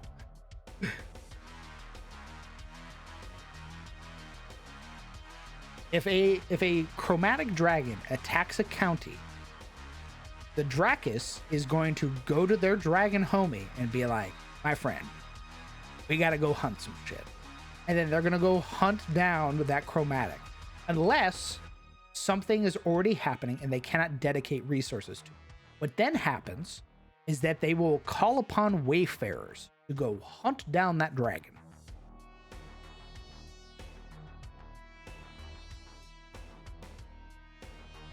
That's where you get mercenary company. For example, the Dracus of Sunfall very much likes employing mercenary companies because to him, there is more of an emphasis put on they are there to do a job. So less about morality and more about coin. Which means that if he were to tell them, hey, there's a village of Rendavi that is building up on the shoreline. I need you to go fucking butcher it. I want you to scorch earth that shit. He knows that the mercenary is going to be like, how much money? And he is more than happy to pay. With wayfarers are going to be like, I'm an individual. I'm going to figure it out on my own. So he's more than happy to employ mercenaries.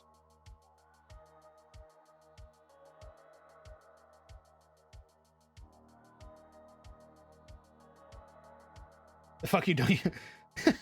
Yeah, when you have dragons, there's not really a need for humanity to have siege equipment.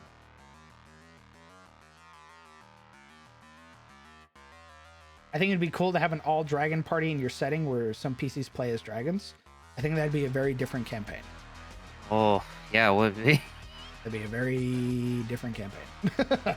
I don't think that's normal adventuring campaign stuff.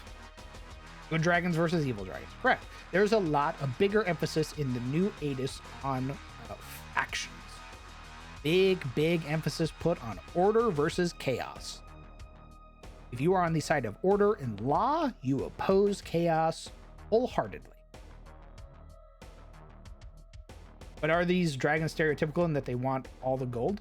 Some are, 100%. There's nothing wrong with like a red dragon who just wants nothing but all the fucking money and being told how sick nasty they are. Because that's cool. It's a trope that fits, and it is a perfect villain for some wayfarers to go fight. Go fight the egotistical red dragon who's hoarding wealth. Boom. I'm certain that there are scheming ass fucking dragons that want to do some heinous shit. Some dark friends who have wholeheartedly sided with chaos. Bastards. Is it far-fetched to assume some kingdoms might have ballistas in storage? There are probably some capitals that have, like, not siege equipment, but probably ballistas. Like, ballistas are probably the extent of sort of human stuff.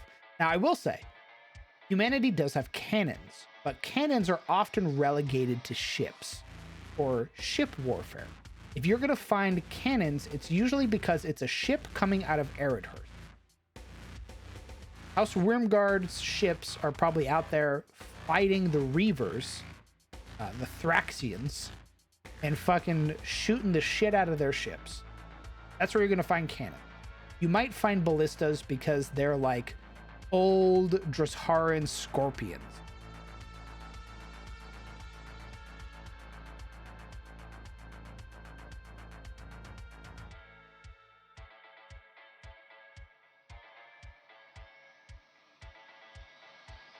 Yeah, brother, I'm more than happy to explain it. So much shit has changed that it's totally fine if people are like, hey man, what the fuck are you saying?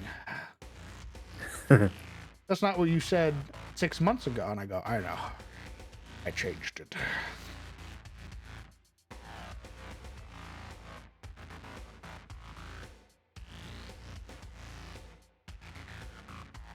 I made it the fuck up. I am God.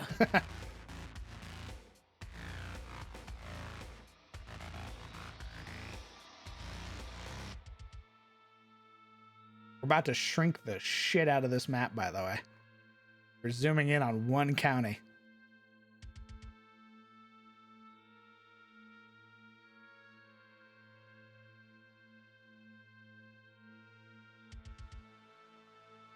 Honestly, I think it's dope that you're going county by county now. That just gives you, gosh, how do I want to word this? It gives you more of that wiggle room to make those areas feel close to, like, like how, that town you might have grew up in felt when you were growing up, like this place that you've just always known that is small in comparison to the rest of the world, but it's still like, it's a slice of land and there's a lot of shit that goes on there. Yes. Like, each county is massive. Like, its border is massive. Because it's basically humanity saying, like, we own this land. We may not own it physically, but one day we will own all of it. But what you have is the roads, and in those roads, you have little towns and hamlets where you grew up, where you know everybody that's there, and everybody knows each other. It knows your name.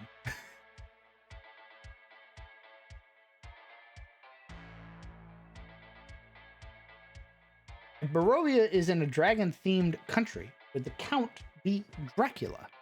Great question. I'm not entirely sure. I just knew that I wanted to slap Barovia in there. Like, it seems to fit. Cram that puzzle piece down.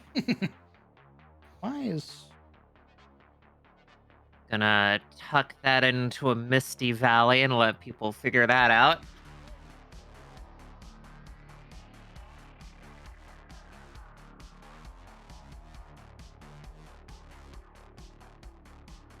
Wow, the fog here's really thick. Yeah, I'm not sure what's going on. Me having to play dumb. Yeah, it's real weird. Oh wow, this mist sure is tingly.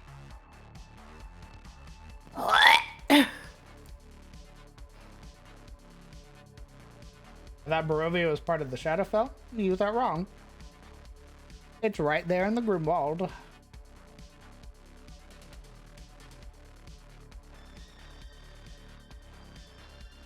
I saw a question.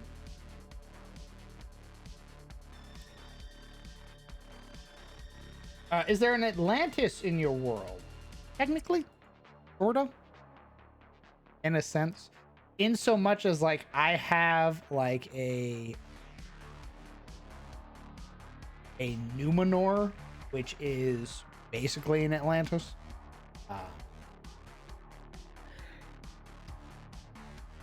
It's fucked up, so yeah, I get in a sense. Isn't also what the I don't know what the fuck happened here. For some reason it decided it was gonna put my pathing down, even though I didn't.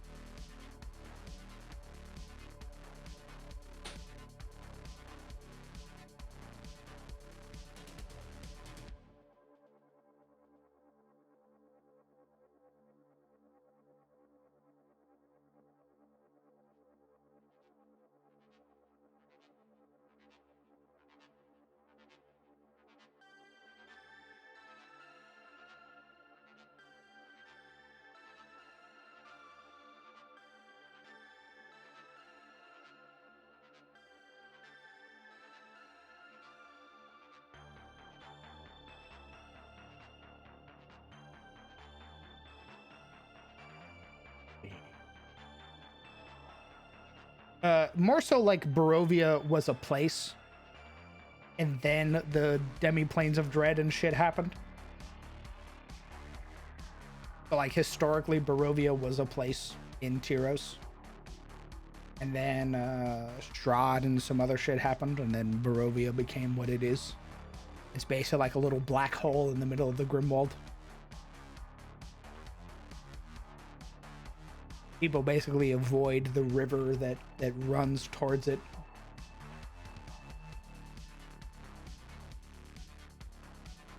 Is there such a thing as vampire dragons? Yes, because that's cool as fuck. And I really love the origin of vampire knights in Warhammer.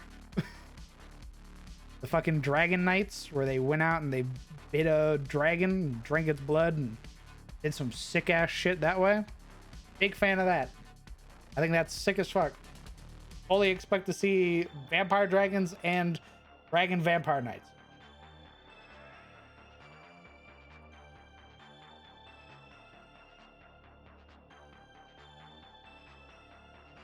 Do mind flayers exist in your world? I'm glad you asked.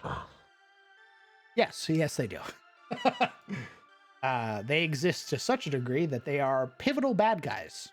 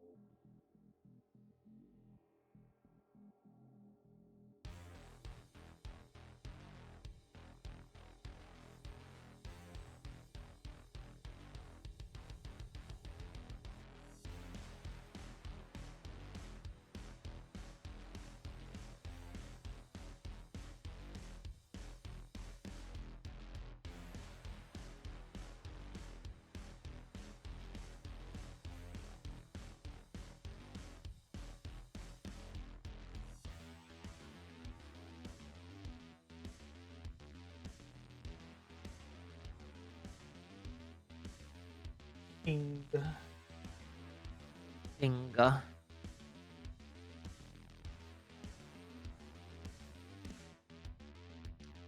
Also, Armand, you're thinking about a different kind of DM.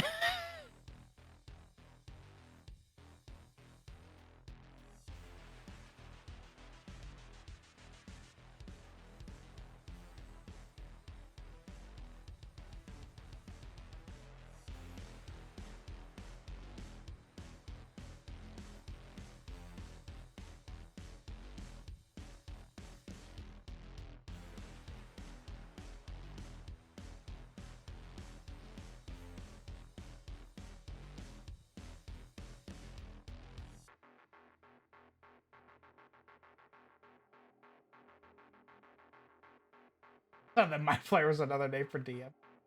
I guess.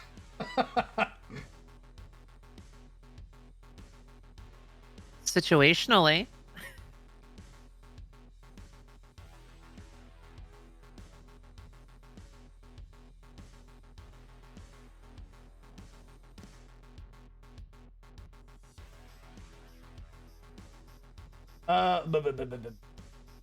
Because I'm probably gonna have to do this off.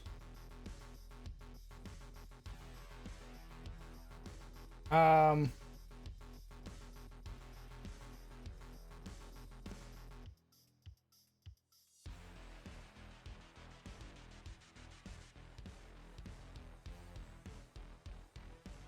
To bump up, add on to the Renkir bit.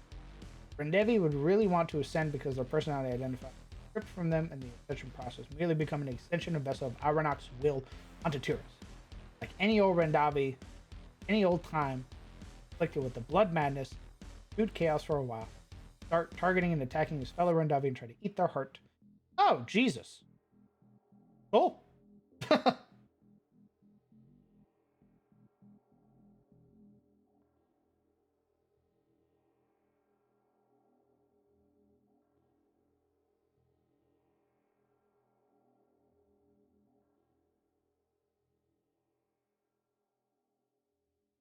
Why is this music?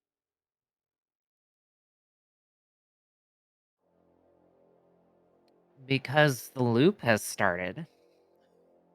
It was the same Eminem song. I was like, I just now registered it in my brain that it's been on loop, and I'm like, what? What's happening? Yeah, there's a lot of things that I'm realizing I have to work. Basically gonna be me.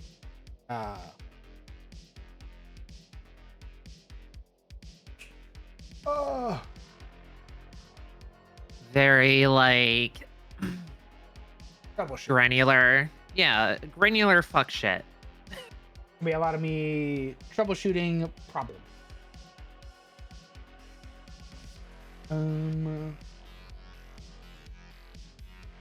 Yes, off the wall text. Just put it. Make sure you put that in DM showcase too, because I don't want to forget it. 'Cause it's a really dope idea.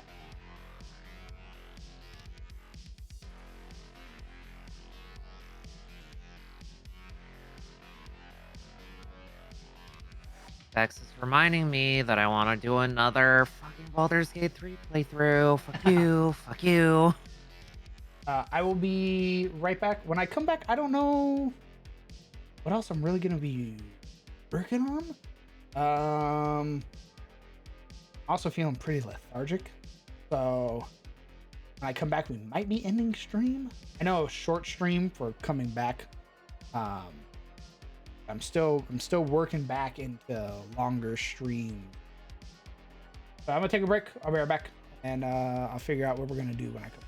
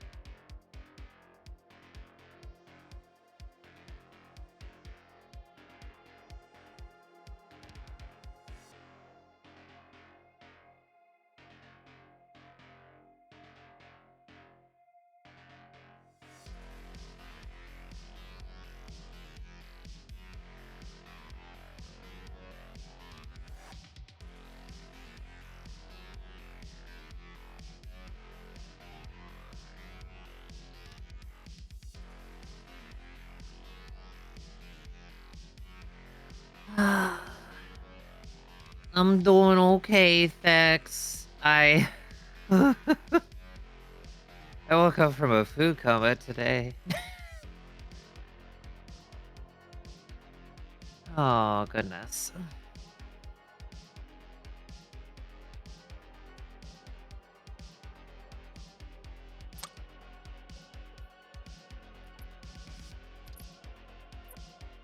I made a steak yakisoba last night.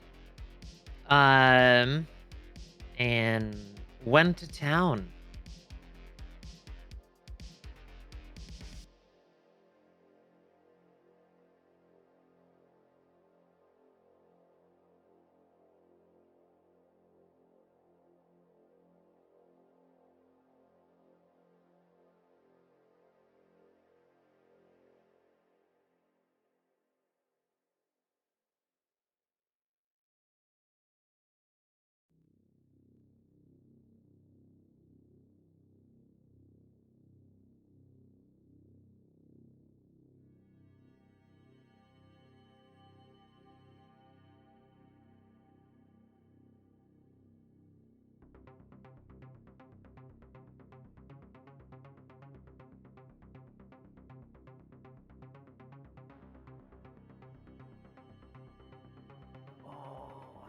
Korean taco boa.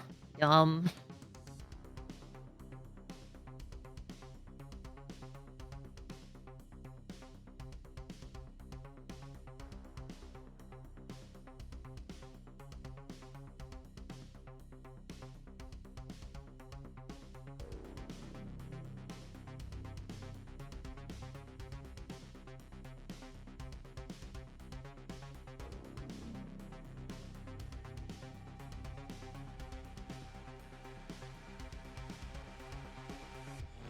Oh, you meant bao. Oh, I think my brain knew what you meant, but my brain hasn't had the ADHD meds yet, so it's just looking at words and auto-correcting.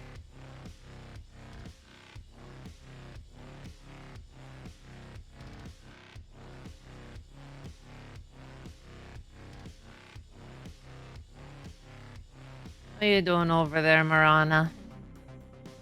Oh, hanging in, hanging in. Like I said, warsing some stars in a 12-year-old game right now. But you know what? Sometimes it's the simple things. Exactly.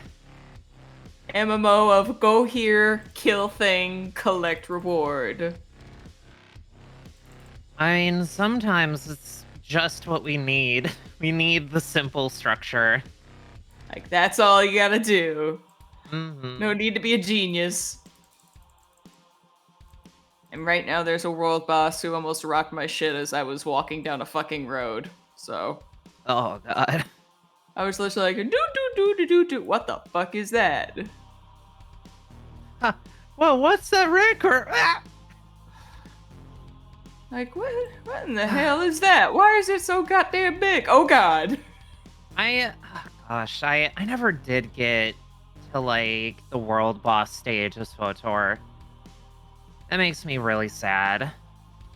Yeah, apparently the plague event is happening right now, and, yeah.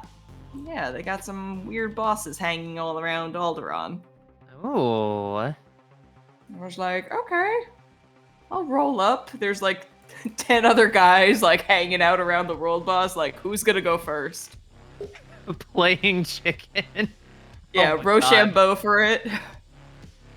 Like, oh, God. I'm a sorcerer. I don't get hit in the face. Yeah, Sorry. I don't tank like that. God, that reminds me of doing like S ranks in 14.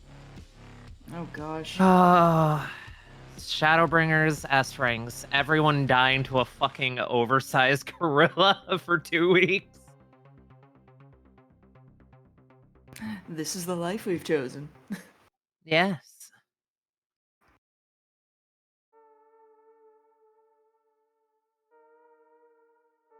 Oh, I forgot it sends you to like the fucking center of the earth here. Oh God.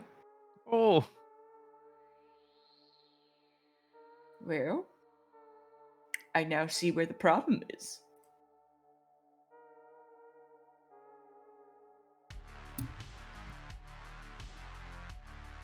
That boss says I am sending you to the center of the earth. Basically, go to the center of the earth, handle the problems with the mutant zombies there. Have fun.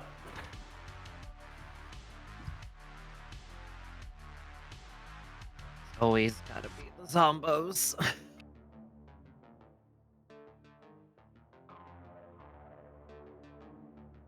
Oh god, that reminds me. I need to take this week's fucking horror and put it into D&D.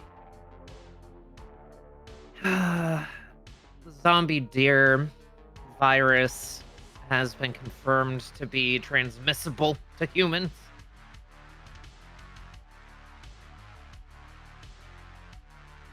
Mm.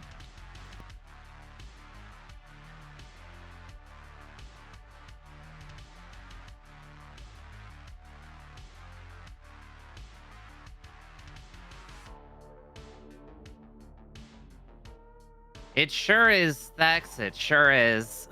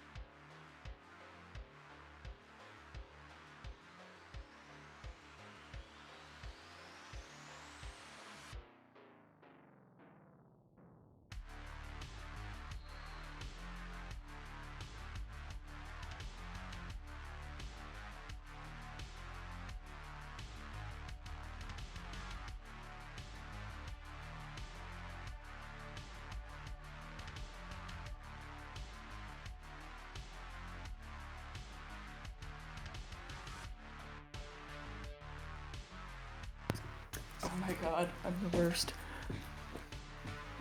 I was just walking around. I finally like dismounted and I'm walking around and I'm hearing like what sounds like a woman in pain. I'm like, what the fuck is that noise? Where is it coming from? And then I notice my companion rolls up beside me and then just pauses for a moment, spazzes the hell out. I look at her and it's like, oh, you're taking damage over time, sweetheart. How did I not know that? Oh, Oh, baby, I'm so sorry. travel companion, please. I'm bleeding out. Like, oh shit, you're still here? Damn. Crazy.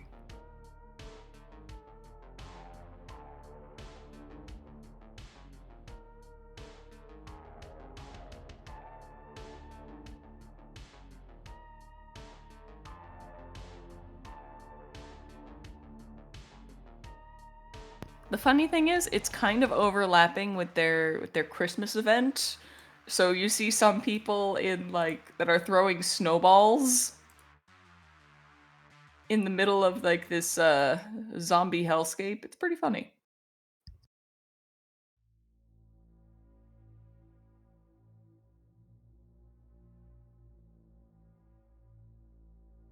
I mean, if they pack the snow hard enough, it'll be like throwing a rock.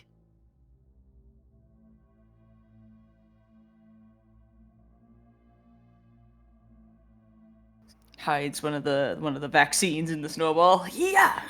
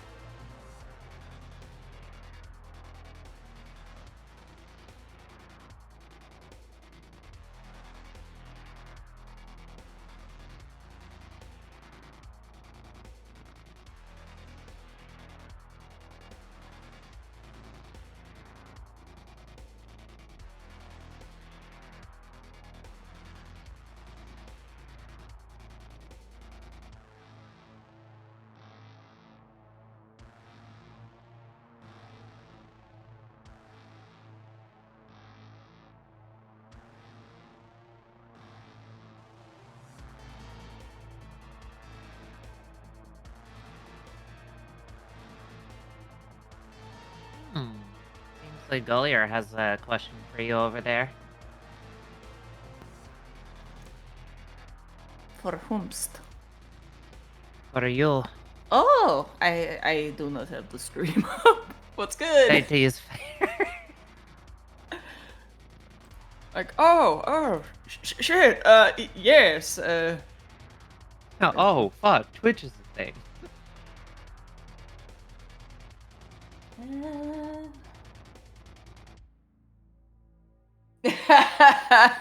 Okay, I see.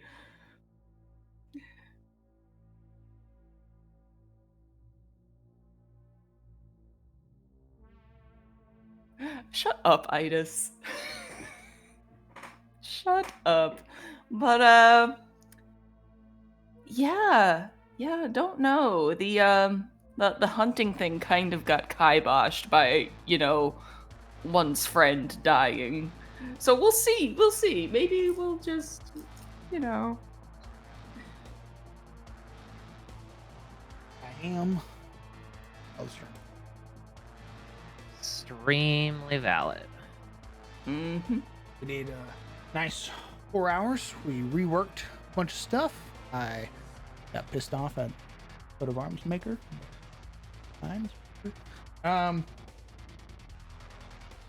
But we will definitely be streaming tomorrow. Itis, you better get your motherfucking ass back here.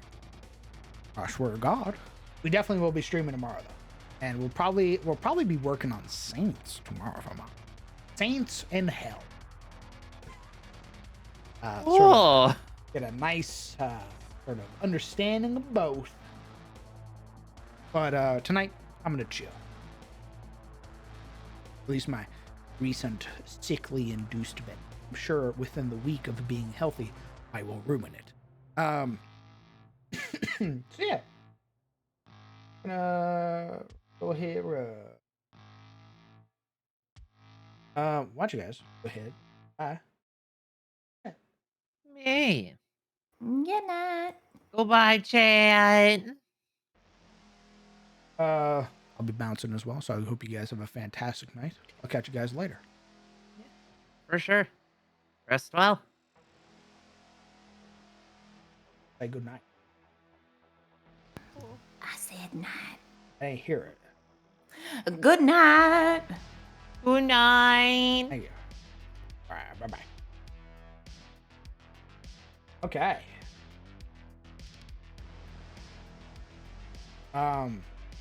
Man, oh man. Thank you guys so much for the warm welcome back. I really do appreciate it. Now that I'm feeling better, we're going to resume streaming.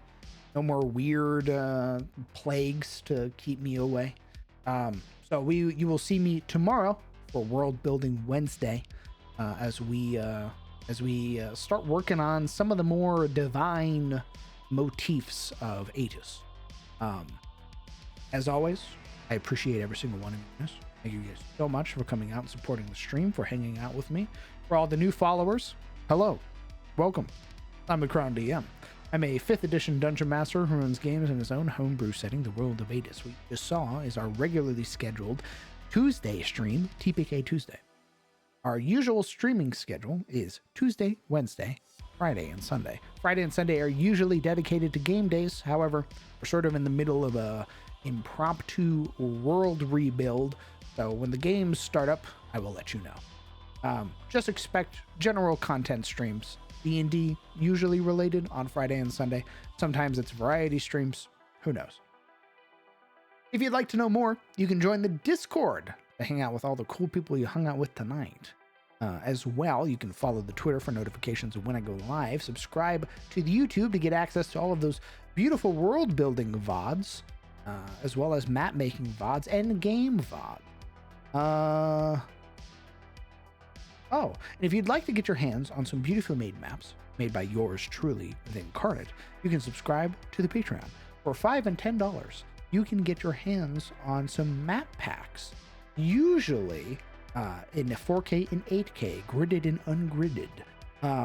Sometimes they are themed packs, like entire dungeons, and sometimes they're cities, or more broader, sort of broader maps, like forests and nature paths. I'm going to make sure that the patrons this month get a map.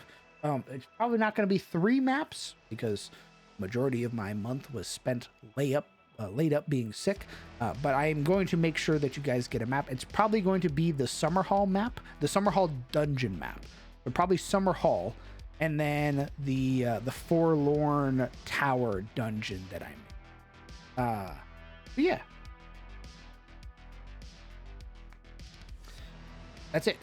Oh, use code CROWN on checkout for any Rogue products, baby, for 20% off. And every time you do that, you kick back a little bit to me. So I appreciate you. Thank you very much. Get yourself some energy. That's it. I hope you guys have a fantastic night. I hope you take care of yourselves. Hug your loved ones. Tell them that you love them. I hope you all have a happy holidays. And if you're going through some shit, I got your back. That's it, y'all. We'll see you guys later. Good night, Chad.